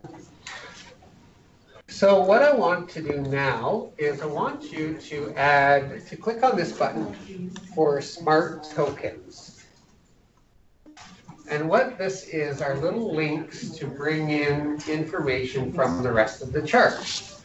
And so here is a long list of 800-900 different bits of information. So what I want you to do is find something about vitals and add it into your template. If we type vitals and search, here's a bunch of things on vitals. Let's take, click on one of those and let's see what we get. Anyone's fine. All right, so this one, last 3 weights, it gives you a preview of what information that's going to pull from this person. Try a different one. There's our BP. So let's take that. You can take whatever. Click insert. So now our template contains this Word stuff that I added in, and it's also going to bring in the vitals. So it's going to bring in whatever the latest blood pressure is. Sure. Yeah. Sure.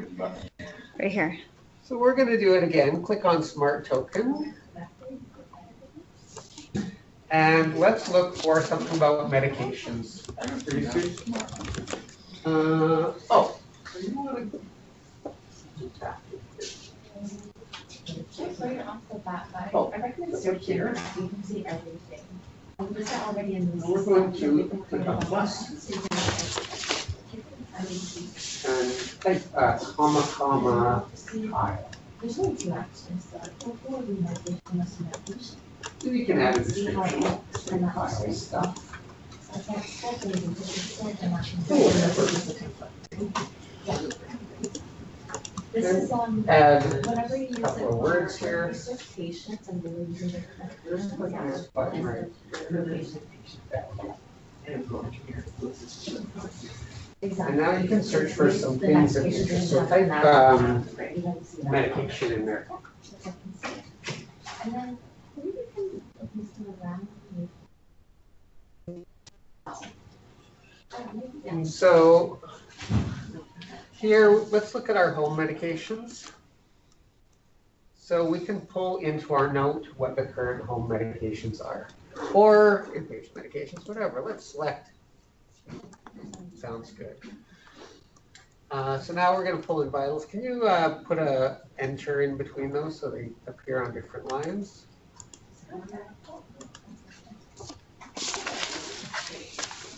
Whatever. And can you go to another line and let's add one more token. And we're going to search for PSY space DC. PSY. And so here we have the psychologist discharge recommendation. So we're going to pull that in.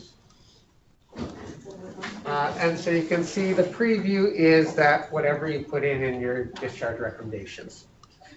And you can insert that. So here we're pulling in 3 different bits of information from the chart in a template that we've used, that we've created here or in Word, copied over. And now we can save that. And we can exit out of here. And now if we type in our shortcut, we're going to get all that information.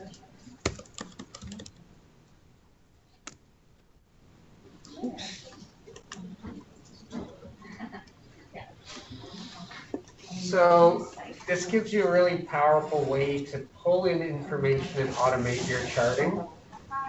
So like imagine on eating disorders, you can pull in a weight history, you can pull in your blood pressure and so on. You can pull in your dietitian recommendations. You can also, you can of course pull in things that you want in your document, but you can also pull in things that you just want to see in order to do your documentation. So we pulled in the home medication, so we just wanted that maybe as a reminder about what their medications are, and we do our narrative note, and then we can get rid of this. So can we get rid of those home medications?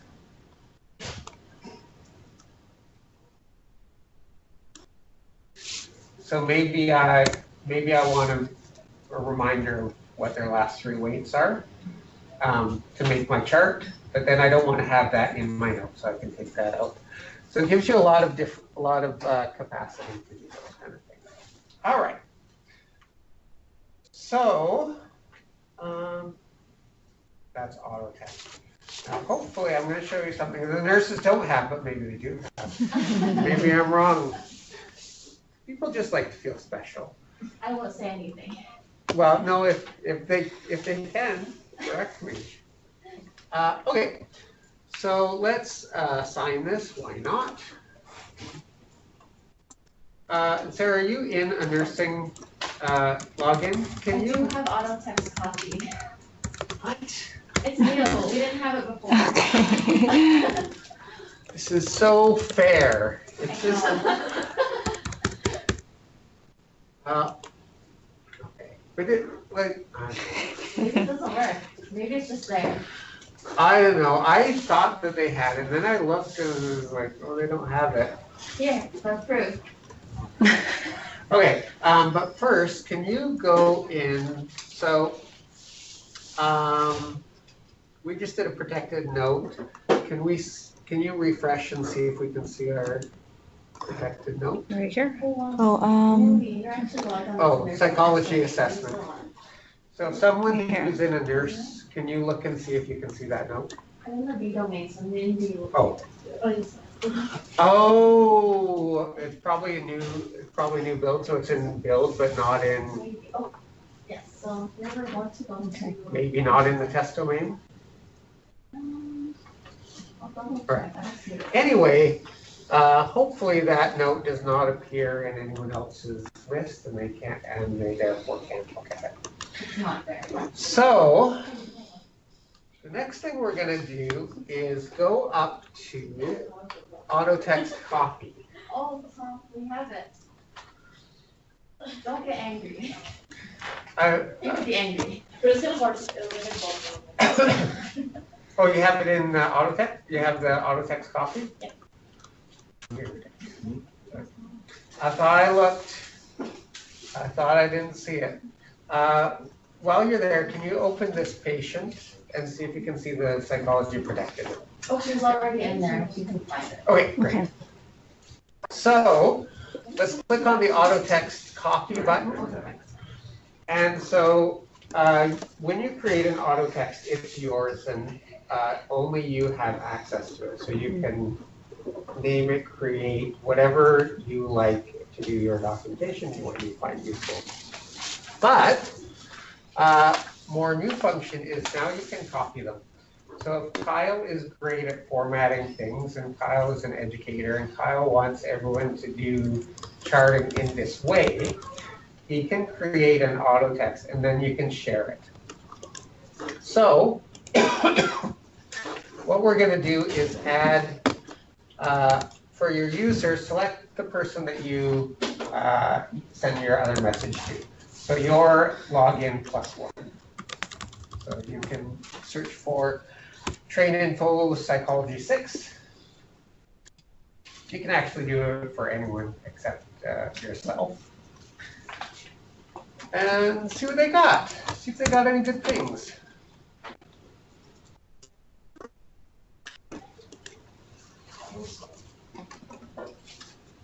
So we've searched for psychologist 6, and we can see that there is an auto text there. And I think if we get a little preview of it, we can see what that looks like. And so we can copy it into our own so that we can use it. And so we highlighted, we did that, and we're going to copy it. And we can add a new description. We can't use it until we log out and log back in, but you get the idea. So one person can create a good auto text, and then you can copy it across your program so that other people can use it. Yeah, I think that's really nice. So you're doing discharge documentation, and you just have the same format for everyone. Yeah. Now you have to log out and log in. Hopefully you don't type backwards. Something to note on that is you now have a copy of it, but if they change their auto text, it doesn't change for you. So you've taken a screenshot of in time.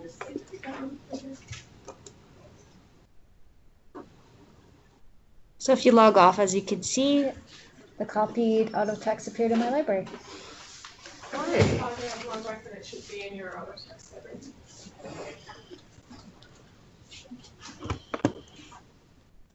Oh, yeah, I gotta talk about that. I forgot about that. How are we doing for time? Oh, so good. We're doing good. Yes. Okay, any questions about that? That's something you can really fiddle around with. There's, right beside the smart token button, to the right, there is another button that will let you create a drop-down list. So you can create a document with a drop-down list.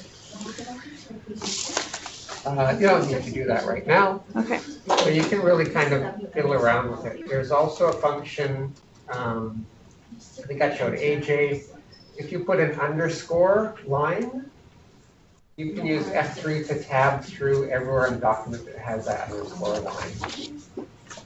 So if you have 10 fields that you want to fill, in your template, if you put a little underscore, you can type F3 to skip through the different documents. There's a lot of functionality there. All right. Is that in the learning hub modules? What's that? Is that in the learning hub modules? How do you learn those things? That particular, the auto text should be in there. I don't know about the little underscore F3 line. That's a pretty specific, yes? Can you repeat that, the whole F3? Let's do it. Okay. So Rosalind, can you jump into our documents and create us a free text note? You have a favorite right now. So you have a favorite. You have your free text.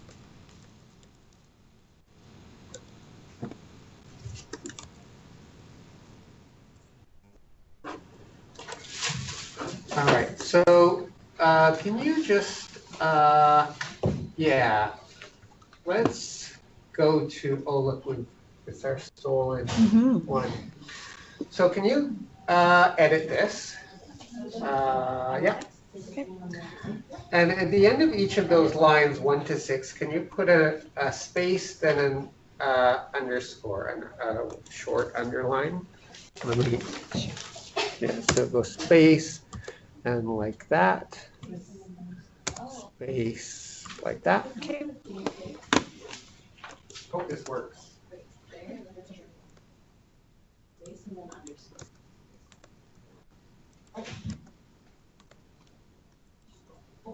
I don't know how I learned this.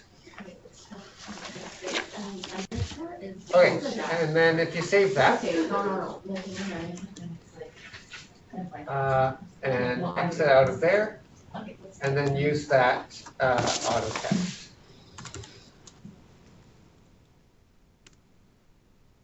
All right. Okay. And so if you hit F3,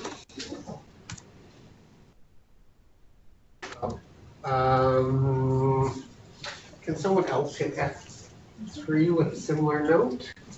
It works for me. It works. Yeah, I think we're on a laptop, so it's doing the yeah. So if I Vital signs, this, and you're filling things out. You're gonna dash, and if you click F3, you can type. When you're done, you click F3 again. It takes you to the next one, type, and F3, and you don't have to check. You just So I think this is to track. It's basically. So if you look up here, Kelly. So these are 6 fields that I want to type something in, and so I can type, and then did I function? I hit F3 and it just pops me to the next one, type. Pops me to the next one, type. So you can imagine if you have a form that's 50 fields, you can fill it all out without having to scroll or use a mouse or anything. Just with all your, you don't have to do it that way, but it's just like a cool little trick. You know, who knows what else is hidden in there.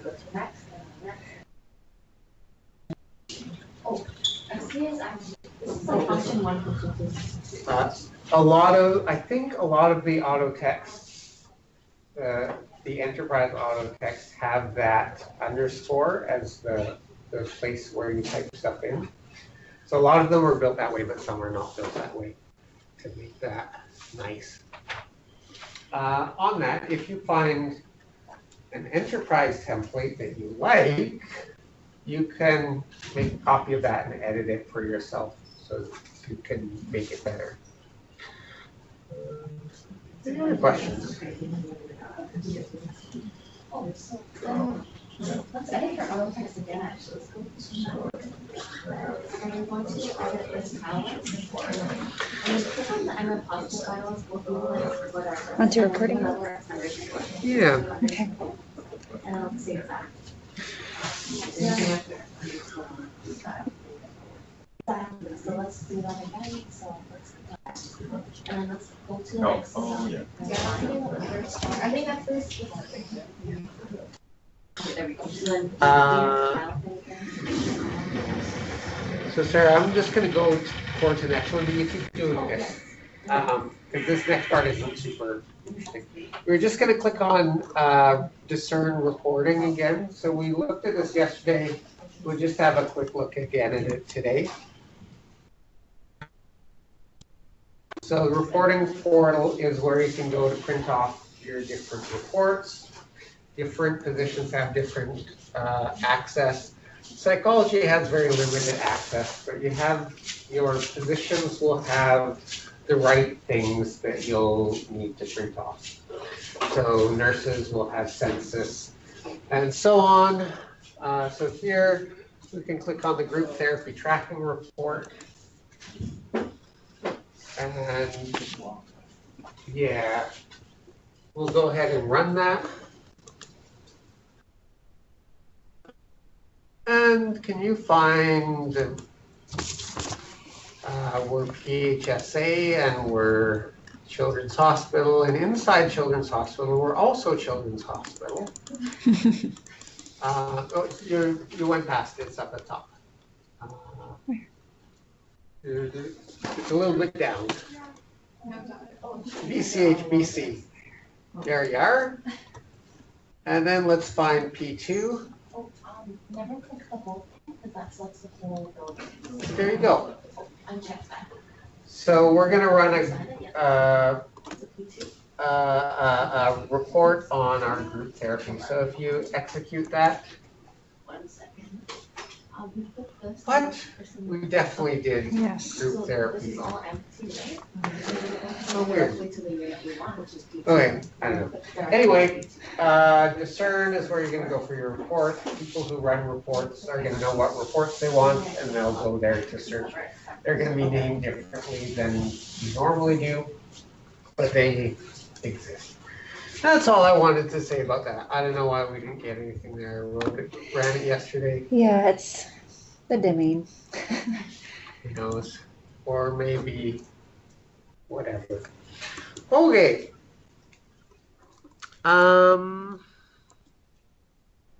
So the next thing I want to talk about is we're going to leave Cerner for a bit. And we're going to talk about workflows and split activation. And encounters and all kinds of good things. What do we want to talk about? So, the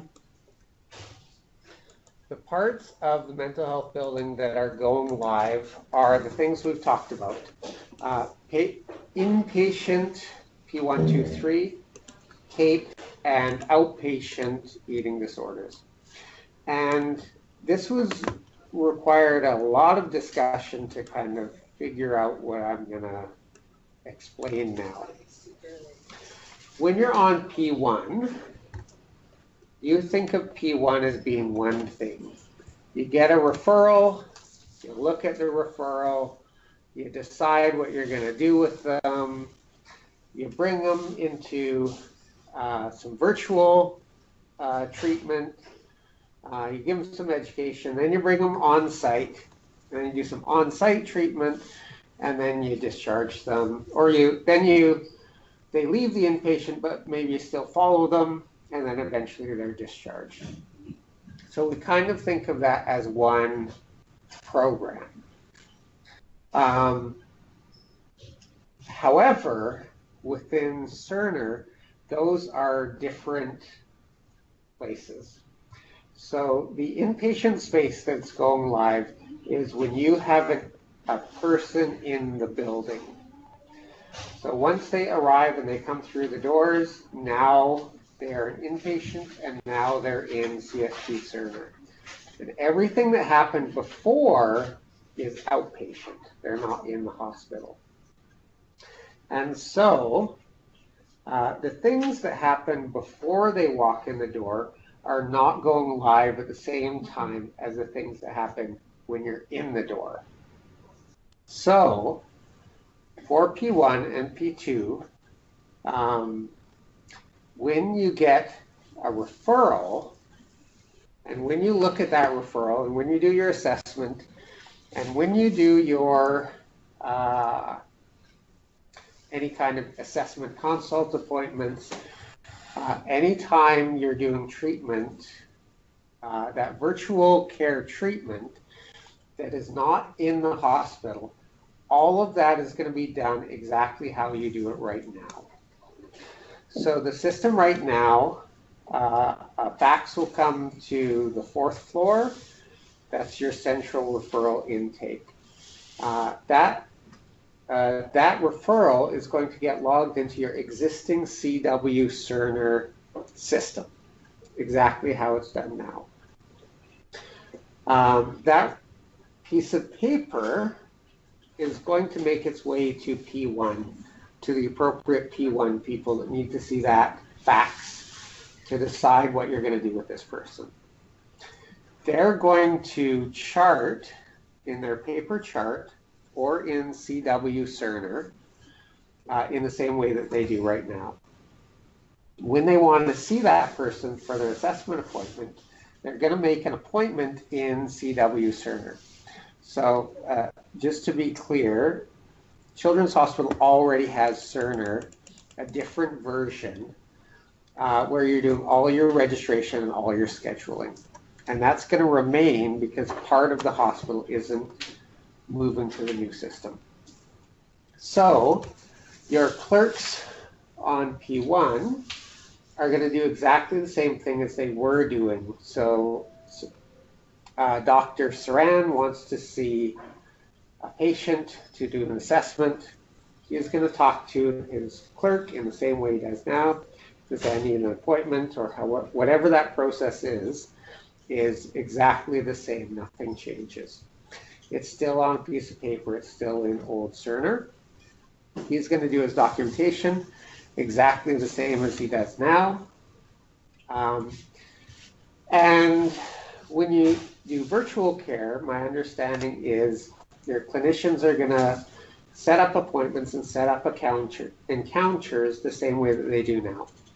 So if you're an inpatient nurse and you're doing some pre-care with a patient, you're going to talk to your clerk, ask for an appointment, and ask for an encounter in the same way that you do right now. So until they walk in the building, you ignore everything that we've done, except this part. So that is unpleasant because your virtual care might be the same clinicians and it's the same period of care, the same context, the same episode of care, except they're at home and now they're in. So you might be talking to them on the phone and doing documentation, and then they come in and you're still talking to the same person about the same thing, and you're documenting. So whether they're at home or whether they're in the hospital, you as a clinician it's the same care team. So does that all make sense so far? Okay. It literally took me 2 months to figure this out. There were a lot of meetings. Because I went in and it was like, well, it's P1, we get the referrals and we do all this, and I'm like, okay, whatever you say. But inpatient units do not get referrals. Outpatient clinics get referrals. So you get a referral to the outpatient, you do your assessment, and then you funnel them into the inpatient. That's what the separation is. So what we've got here is called Visio workflow. Visio is the program. Yep. Yes, like, good. All the inpatient units get their referrals. Like we have kids, get referred to P2 directly. Yeah. So what do you mean by that? They go from like outpatient funnel? Right. That's the thing. And this is where the confusion was. Because you used to say, we get a referral to P2. But you don't actually get a referral to P2. You get a referral to the P2 assessment clinic or the pre-clinic. Right, okay, so that's reviewing that as like almost separate. So, yeah, so that little piece. We see that as inpatient, reviewing that as patients. Right, so like Angie. Yeah, and she's Exactly. outpatient, Okay, gotcha. even though she's inpatient. Gotcha. Yeah. So Angie is technically part of an outpatient clinic, which was the source of the confusion that you rightly had now, and the confusion that I had for a long time. So for Angie, her workflow is going to be the same. Okay. What she's doing now is what she's doing now. In the future, and we'll talk about this tomorrow, this is not the case in eating disorders. So the eating disorder clinic is also going live. And so the old system is completely out of that workflow, and they're going to get an electronic referral. They're going to Cerner it around. They're going to patient list and do all kinds of cool stuff. And they're never going to see a piece of paper in that process. So that's better, and that's the way it's going to be for P1 and P2 in the future. There was just not capacity to do all of those at once, and so we have this weird split activation thing. But as I say, that's pretty annoying if you're the clinician and you're looking at their information in one system and then they walk through the door and then you have to switch to the other system. So what we've done is this particular workflow, and you don't need to really understand it. I brought it up because this is the way that we design things. So we come and talk to you and we say, what do you do when you come on shift? And you say, I do this. And then what do you do and what do you do? And we turn it into this kind of workflow. And this is what we look at. So for every single thing that is done on any unit in this hospital or St. Paul's or Lionsgate has this as the description of that unit. Or not this exact one. This is just a description of this one thing I'm talking about. But everything that anyone does has a workflow associated with it and a kind of prescribed way that things are done. Anyway, what we have instead of what I just said is for P1 and P2, in addition to doing things exactly how you're doing it right now, the clerk is also going to create an encounter in Cerner for you.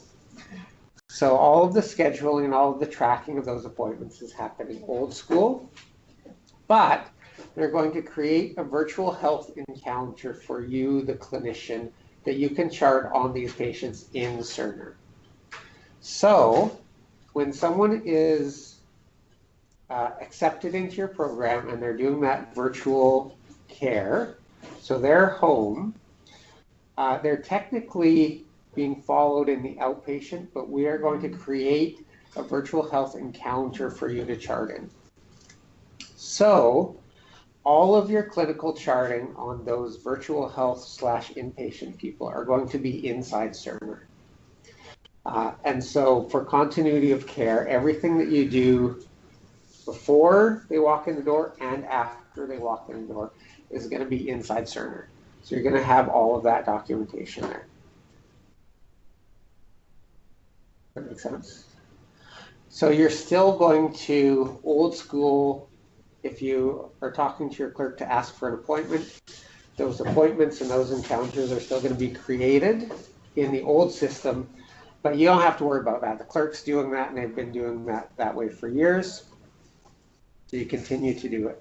But when you are charting on your patients, you can chart inside this Cerner, inside this virtual health encounter. And So they're so, like basically on two servers. yeah. Okay. And the clinical part is going to be in new Cerner, and the boring registration and scheduling is going to be in the old system. Actually, they'll be registered in both, but they'll be scheduled in the old system. And they do or don't talk to each other. They do not talk to each other at all or ever, which is interesting. You know, if I was Cerner, probably I'd allow them to talk, but. And for the documentation, this is for like all of the care team, like they'll Yeah. all be able to access them or like document on the patients through the new system. Yeah. So anyone who is a clinician working with patients that are at home, but coming in, like as part of that thing, will be able to document in here. Things like the assessment that are kind of separate will still stay in the old system. So if someone comes in, the first step is they're going to probably see a psychiatrist or a doctor or something. That is going to be scheduled in the old system and documented in the old system. Once they kind of cross that boundary into they're going to come in eventually, then we're going to create an encounter that's going to contain all of that clinical treatment. So is that a different encounter number then? Yeah, so all of the, we're going to create a virtual health encounter that's going to be all of that outside of the hospital treatment. That would be through pre and post, or would post be a different one? I think we're going to do we're going to do a virtual health, Okay. and we're going to do inpatient, and we're going to do virtual health. And so those are all going to be in Cerner, so there's some continuity through them. But you'll have They're all different encounters. Yeah. virtual health for 4 weeks or 2 weeks or 1 week, whatever. Then inpatient, then virtual health again. And that is going to be different once those clinics go live. So that's the temporary fix for continuity of documentation. In the future, that's going to look like how we're going to talk about it tomorrow. So for your part, the only thing that you're going to need to do, and this should be very straightforward, is when those clinicians are documenting, you want to make sure that you're selecting their virtual health encounter. And it should be the only encounter, and it should be the most recent encounter. I don't know if we have something up with multiple encounters on this show. I guess we could pull it to be. So as long as people are documenting, it should be the only open encounter. And document in there, and then you're going to document in your patient, like we've been talking about. I have a question. Yes. So this is for inpatient nurses who are documenting on patients who are in their outpatient setting, but they're giving birth on that outpatient while they're like in the progress or process of being admitted to inpatient. Yeah. Okay, that makes sense. Yeah, basically, and it's different, and it's this might not be for all units, but there is, we've accepted this patient. We're going to talk to them on the phone for 2 weeks, and they're going to attend some education online, and then they're going to be admitted. And then we're going to continue that treatment. So it's to capture this piece inside Cerner when we would normally only be capturing this piece. For things that are just outpatient, they're going to still be outpatient because it's a different kind of episode of care. The assessment is different from the treatment. So when we're treating with the intention of coming to inpatient, then we're going to include that into Cerner when it would not normally be. Good. Well, sorry, will P1 and P2's outpatient system eventually be going live Yeah. as well? Okay. Yeah, so tomorrow we're going to talk about eating disorder, and that's the template for what P1 and P2 will be.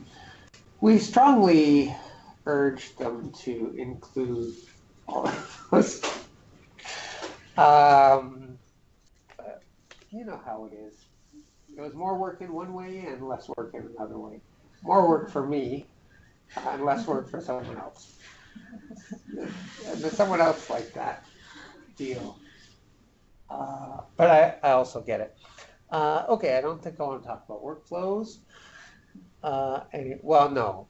I would love to talk about workflows all day and do a Visio demonstration, but I will not.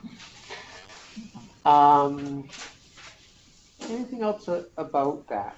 For clinicians, it should be straightforward. And that's the point of that. For clerks, it's less straightforward, but the clerks have their own boot camp and they should have that explanation. And it's also straightforward for them. So for the clerks, they have one new task, and that's to create a virtual health encounter. And everything else that they do is the same. And for inpatients, everything they do is new. So for that group, there's one thing for them to do, and barely one thing for the clinicians to do. So Tom, sorry, this is sort of off topic. You do boot camp for the clerks, and are you guys doing boot camp? No, we don't know anything about that. Boot camp for mental health, do they know? The clerks. There's a registration and a scheduling team that's going to run those. Their workflows and their tools are completely different. Okay, so we don't have to do it. You don't have to do it, but I am going to show you tomorrow what their things look like. But you're not going to hands-on keys for those because they're complicated and you never have to do it. And you would not be expected to support them, but they may ask. It's a question. What's up? Where a patient is in CAPE, and then they enter the adolescent or P1 pre-program. Right. How is that going to work? So it should work the same way. So, They're an inpatient. Yeah. They will pre-post will remain the same process, and they do now. Yep. So will there be a tally thing to chart in, or will you wouldn't bother with that? You would just chart in the inpatient one. Do you mean that they're like still on CAPE, like Yeah. CAPE is holding them CAPE until is doing them. accept? And then Angie to go to do her assessment to see whether they're going to accept them or not. Does their notes or whatever. Talks to the adolescent site team, decides who's priority, whatever. Maybe they accept them or don't accept them. And say I don't know, it's the nurse, you're maybe showing them around P2. Something like that as part of the pre-post sort of process. Where would that be? So, I'll run through a couple scenarios and they'll fit and not fit.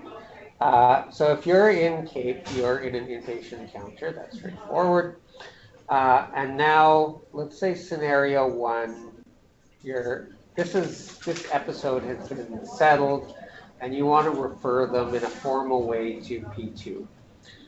What you're going to do potentially is fax a referral up to P4 and go through the normal referral system. And so that referral is going to go there and it's going to filter in, and there's an outpatient assessment in old school Cerner. And then they're going to get into the pre, and they're going to get into that virtual health new encounter, and then into the inpatient. So potentially you have CAPE, Inpatient. outpatient referral through the old system into a virtual health into an inpatient. So that's if it's appropriate to do refer and assessment and go through the normal thing. If there's a shortcut, so someone's on CAPE, you say, this person could really, let's fast track them into P2, if that's a thing.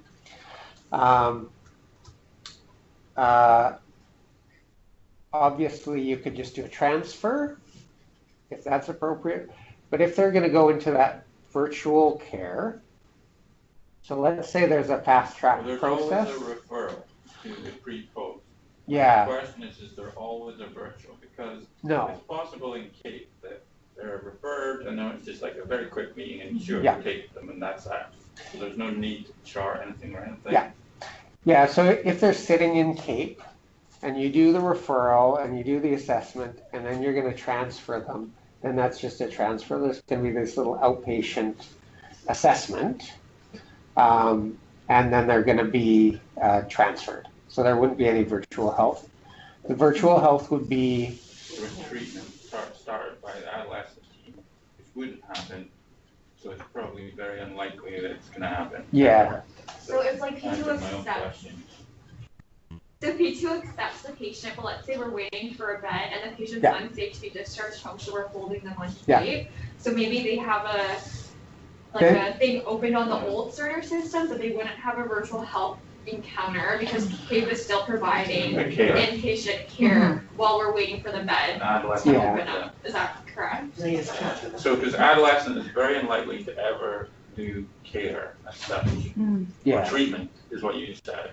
Like, so they're ever going to say, Kate's saying they need olanzapine, and obviously the new doctor's going to try something else. We'll try risperidone. Yeah. But we won't do that until they come. So Yeah. it's never going to be necessary to have a virtual chart. Yeah. Because we're very unlikely to do any treatment started by the adolescent team, pre-team, while Yeah. they're in kid. But And- it Does that make sense? yeah. There's some flexibility about what makes sense. So I'll give a different example. This was from St. Paul's. So Rosalind is an inpatient and medical unit at St. Paul's. They want a dietitian from eating disorders to come have a look. So there's like a referral process and like facts and all that. But what's going to happen is this nurse is going to call up this dietitian. This dietitian is going to walk over, do the assessment, and chart in that inpatient chart. So it's kind of a consult, but the real workflow is, can you come down, look at this person? They come down, they chart their note in that inpatient, or they do it virtually or whatever. So the practical answer is, if they're in CAPE, you're going to chart in that encounter. No matter, as long as the person doing the charting has access to Cerner, that's where they're going to chart. Yeah.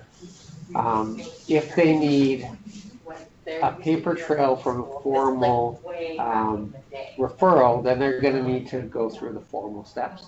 Yeah, there will always be that part. Yeah. But that will be Angie just doing, or whichever one, doing their own normal thing. Yeah. Charting, assessment, care, whatever. But there will not be any treatment started by the pre-team when they're in CAPE. So there's never going to be a virtual thing. So you can think of, if you were going to refer them to some naturopath in Richmond, and they're still in CAPE, you would just continue charting. You would send a referral. They would do their whatever thing, and then you'd continue. So it's an external referral to that system, even though it's in the same building or the same office. It's that way. So can I ask a question? Yes. So say that CAPE situation, so they're on CAPE. Yep. We've got an encounter in CAPE. They're gonna be referred to P1, say, Yep. to their program that's not gonna start till December. Would there be 2 encounters then open at that time? So the referral goes in, will there be one encounter for the current treatment, and then there'll be the virtual or the P1 encounter, because they're going to pre now, the pre's doing all their work, will it show up as 2 separate ones?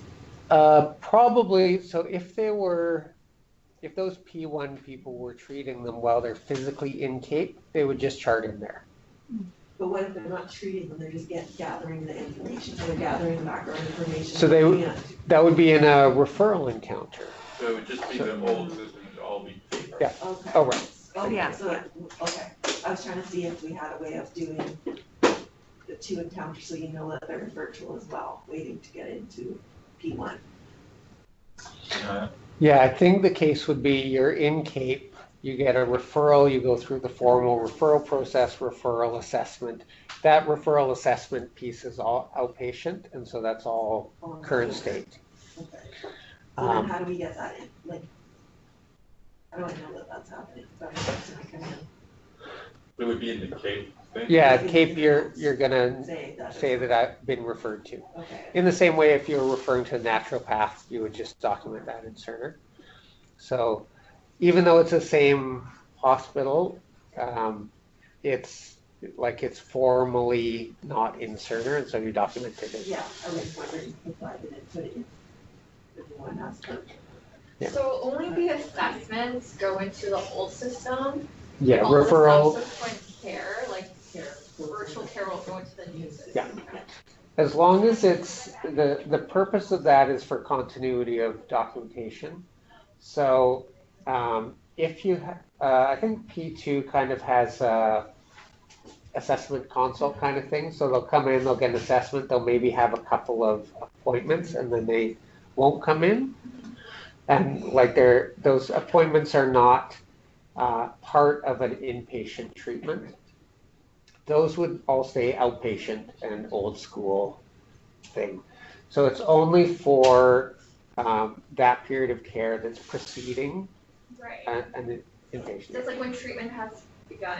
Yeah. Even if they're like at home or whatever, they'll Exactly. do a virtual. Yeah, that's where I see it more likely to happen. You're a P1 kid, there's a big P1 wait list, you're in Cape, your crisis resolves, you remain referred to P1. Yeah. Now P1 do their assessment, but also they think, oh, well, we'll start this or whatever.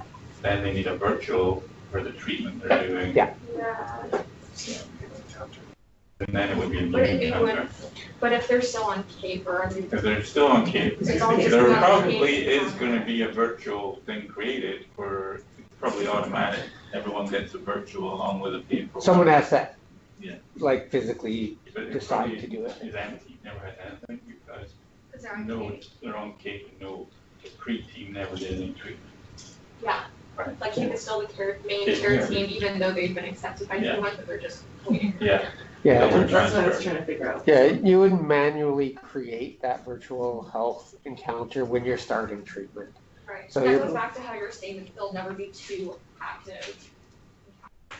Yeah, there shouldn't be, Like a there, virtual and an inpatient.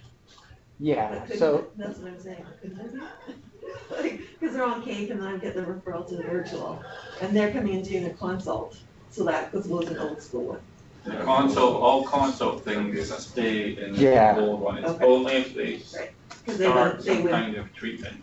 and would there ever be the case with that they would do that? No, because No, 'cause they're still- the Cape would be doing the care. Yeah, Cape would be Yeah. like the main third And team. so usually it would be like, this is what we Okay. recommend. And then Cape will do it. P2 come in and assess and go, all right, this is what we're gonna do. We're gonna completely change it, do something else, because we like to fiddle about. But we can't do that until you come. Until you actually get it. yeah. So they And can recommend. there might be some edge cases where you can, like, you Yeah. can do some things. I don't really think so, but there may could be. be like Sue gets involved, like you're in Cape, and you're referred to adolescent, and you're in the pre thing. You're gonna stay in Cape for a few days, but you're got neurological issues or something. Yeah. And so why not get Sue involved? So now Sue is doing some kind of treatment, so Sue is the OT. So she's showing on the Cape And chart. so she's charting the OT, yeah, she's charting the Cape. Yeah. Yeah, Because she's still doing it under the Cape Yeah. guidance. Yeah, Yeah, yeah, we're that's a still the really- primary care yeah. team, I Yeah. think. Scenario like that one. Well, but yeah, it could happen. Sometimes we consult like participants. So Leah has some time for Cape psychology, right? Okay. It's Yeah. tiny. And then if it's Audrey, she's all P2, so, but she would just be doing it sort of like as a, like As a consult, so consult, like. yeah. yeah. Some clinicians, probably most allied health clinicians or many allied health clinicians will be in both worlds.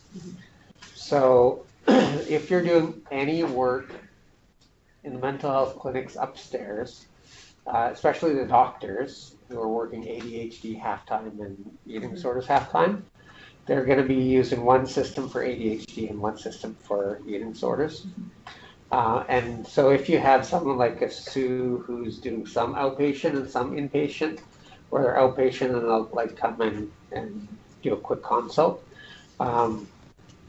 she'll just need to kind of think about like, is this on the books and I need a paper trail that I've created an appointment and I've seen someone for an hour and I need to get paid or account for my hours in some way, or can I just pop in, spend 10 minutes, chart in their inpatient encounter, and that's good enough. So those kind of cases, like, you know, it really depends what you need out of that chart. Interesting. So the doctors will be interested in billing, right? Yeah, So very. will it affect their billing? Would they be like? Yeah, so they'll be billing in the two systems. Billing the two systems. Yeah. Wow. But I can assure you that they know exactly how to do that. So It's like the. piecework, they're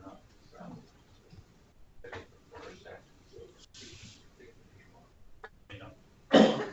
Yeah. So where doctors are involved in that assessment, there's definitely going to be an appointment for an amount of time that's captured within current system for them to get paid. And then so any information that's in the old system. Yep. How will that get moved? Good question. So Your assessment, here's the representation. I need to know that as a psychiatrist. So there are probably a couple answers, and then we can jump in. So anything that you would need from that place may need to get printed out. So if you are imagining you're getting a referral from the naturopath who's done 10 years of care, and they're going to need to print out whatever they need to give you because they're not on Cerner. So you may be printing out information from C&W Cerner that you want in your chartlet. Or another answer is some clinicians will have access to both and they'll just go and look it up. So it depends if you need this documentation in there. It may be photocopied from a patient chart. I'm not sure if that's legit. But you kind of have to think of it as a different system. Like it's a whole different thing, and your clinicians don't have access to that thing, so they need to provide whatever thing you need for your treatment. Yeah. And it's also still there, so you can do a chart request and get the outpatient chart or whatever. So yeah, so that still exists. But there's no system on Cerner where it's like, oh, I get the consult information or whatever, I can scan it into Cerner as a doc. There are things that, let's say no. Don't go down that line of thinking. It's not 100% no, but let's just say no. Once people leave treatment, anything that's in the chartlet will get scanned into the system, and so it'll be available electronically the next time you see them. So all of those mental health forms, when you get discharged, those will all get scanned in, and so they'll appear in your documentation. But generally that only happens on discharge. But there's capacity. If you discover in your workflow that there's some place that something needs to happen and get printed or get scanned in, then that can be made to happen. How are we doing?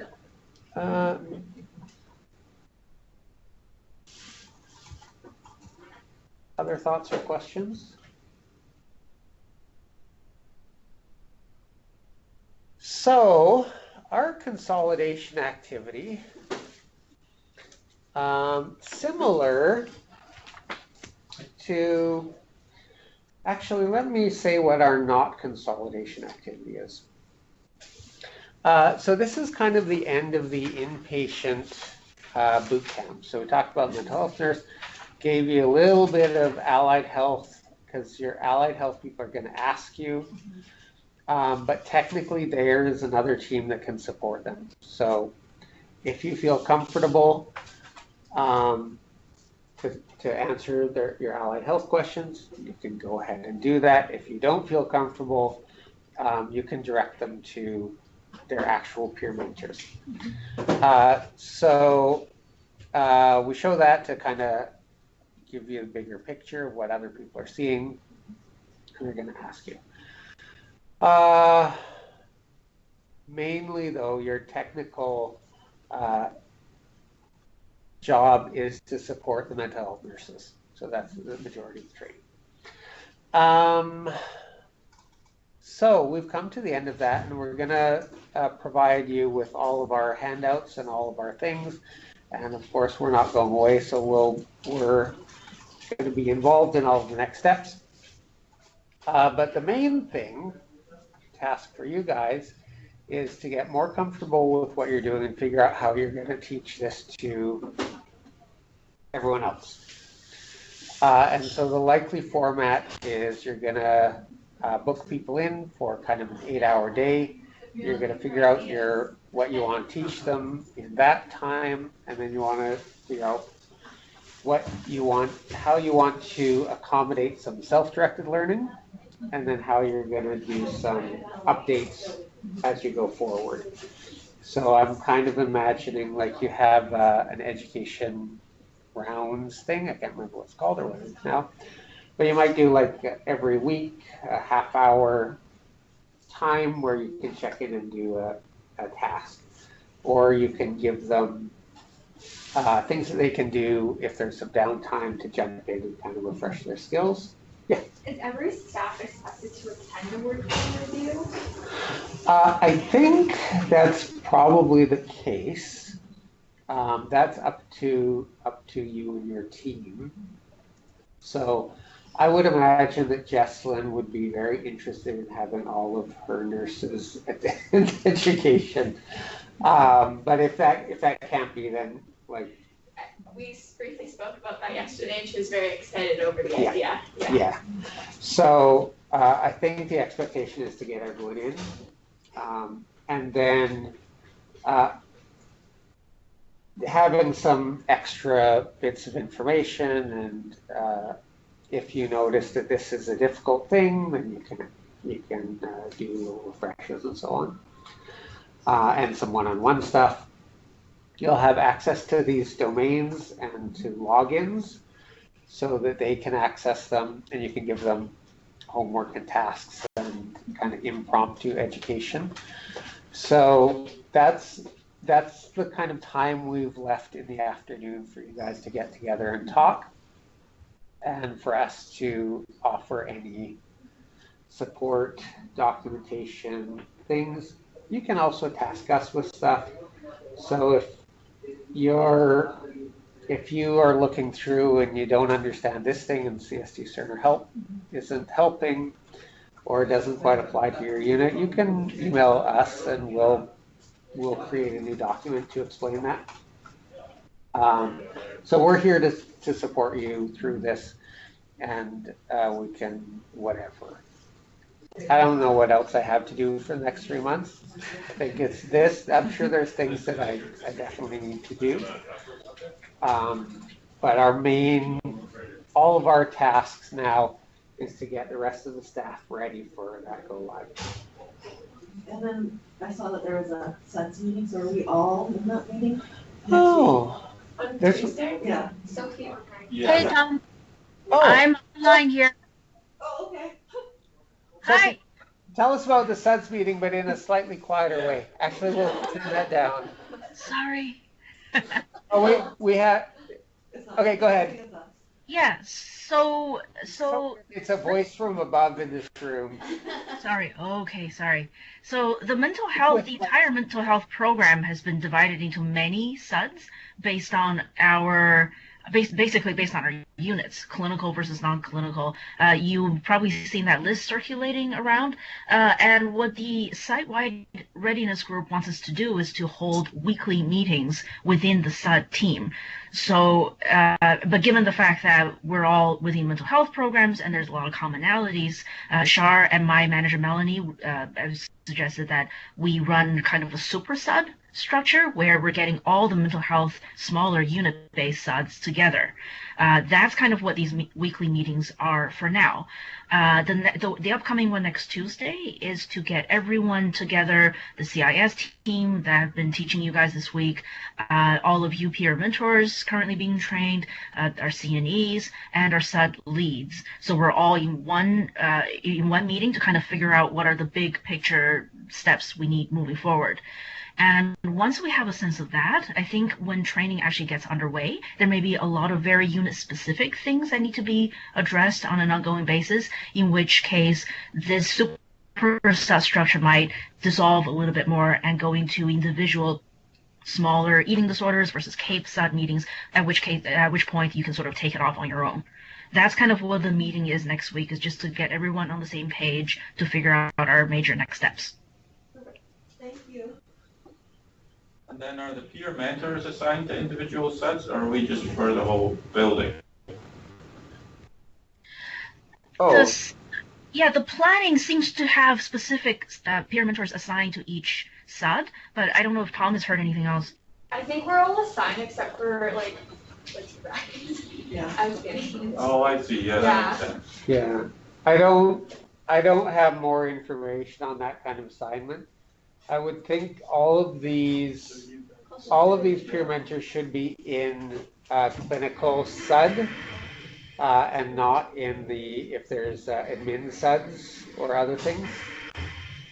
Yes, that's correct. All the folks in the room, I think, are actual clinical supporting clinicians. I think the side-wide talk is that cohort 2 of peer mentors are going to have more of a focus on clerical as well as additional support, possibly for cutover. Right. Sorry, what was that last part? Cutover. I can talk about. Cuddle. Yeah. I'm like, cuddle? It's the soothing part for the emotion coaching.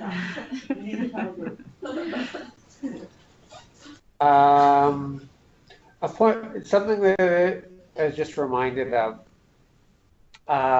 So the clerks have been using CW Cerner for many years, and the Cerner version of that is virtually identical.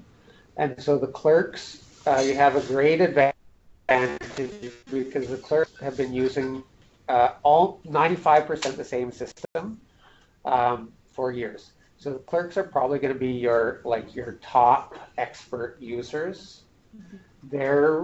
What they're doing is not going to change very much from what they were doing before. So they'll barely notice cutover from their perspective. And so they're probably going to be the people most familiar with New Cerner. So just keep in mind that if you don't know the answer, ask a clerk, and they'll probably know the answer. That's always the case. So yeah, it doesn't change. They're not going to be familiar so much with the power chart, but they're going to be way ahead of everyone else that you're going to talk to.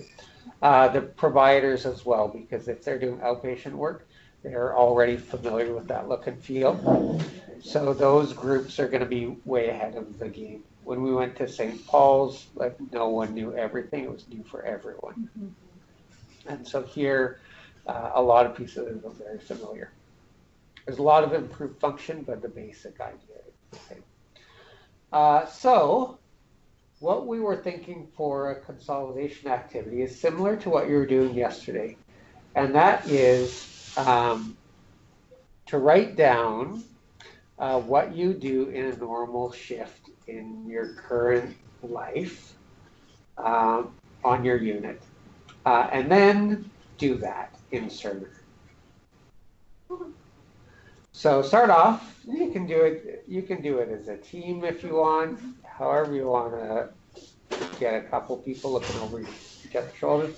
But just take a couple minutes, write down where do you touch the chart today?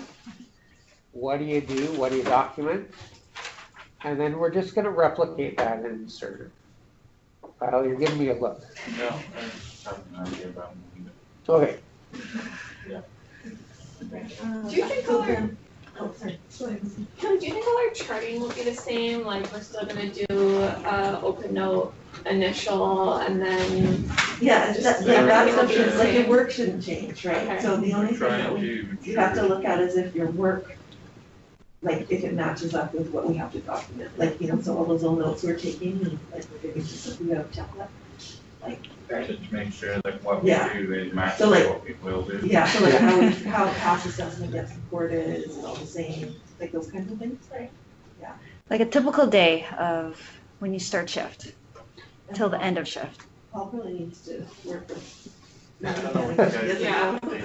But it's gonna be really similar Yeah. to what you would do on any other unit. Mhm. So like, what do you do at the start of your shift? So we should create templates for each unit, what it would look like, so that will help us guide the curriculum for the team. right, great. Yeah. Yeah, and that's kind of the nature of this activity is, like, we gave you a bunch of tools, but some you're never gonna use. Yeah. And as Kelly kind of pointed out, the work is the work and the work is the same. So we're not attempting to change the work. So that's there, but what you wanna do is you wanna get a handover. Mhm. You want to check in with your patients, you want to document it.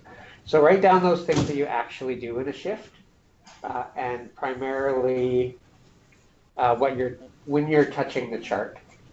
And what information are you getting from the chart? What information are you putting in the chart? To really kind of bring your frame back to, these are the things that I do, and I'm just going to do it into the computer instead of the paper chart. And nobody should be asking you to do more than you're really doing right now. At the same time, it might be an opportunity to change practice. That was my secret thought Yeah. inside. Yeah. Yeah, I was like, how can we sneakily change that? yeah, Or overtly? yeah, like it gives you opportunity to do things, and so that's available. I didn't realize there's this document that I Oh, was yeah, working on there's today. one It's that something also- that Oh, Anya made. They're doing it this like the week before. She sent us as an example without editing it. We're just emulating it. Oh, I remember oh, what but they're making their own. Well, this is a consolidation. Oh. They're not doing anything formal. It's just like a practice. Okay, so we still have time to edit it, right? Oh yeah. Well, if you read Aaron's latest email, Yeah. we're gonna audit everything and make it into one consistent. The only thing is, when I was looking at that top of the page, it says drafts on it. It says skill checkers drafts, but ours is like the complete page, so can't we just leave them separate? I don't understand. It's confusing. Shouldn't we like take out what's not in use and just only have what's current? Yeah, because it literally says skill checker drafts on the learning team page. Yeah. And ours just says skill checker, so I feel like ours is more official. Like, are they drafts or not? Like, I don't know. I know. I think that's when we'll have a meeting about this. Yeah, we'll have to talk about it next week, but I'm not doing anything. Everything on CSD Standard Help is actually up to date, so that should be fine. Because the learning team, they're constantly updating. No, I have to update. Oh yeah, to give her. Yeah, you gave it to her to. Put on. Yeah. Oh yes, I remember that. They do good though. They do, like they're They're doing their thing. yeah.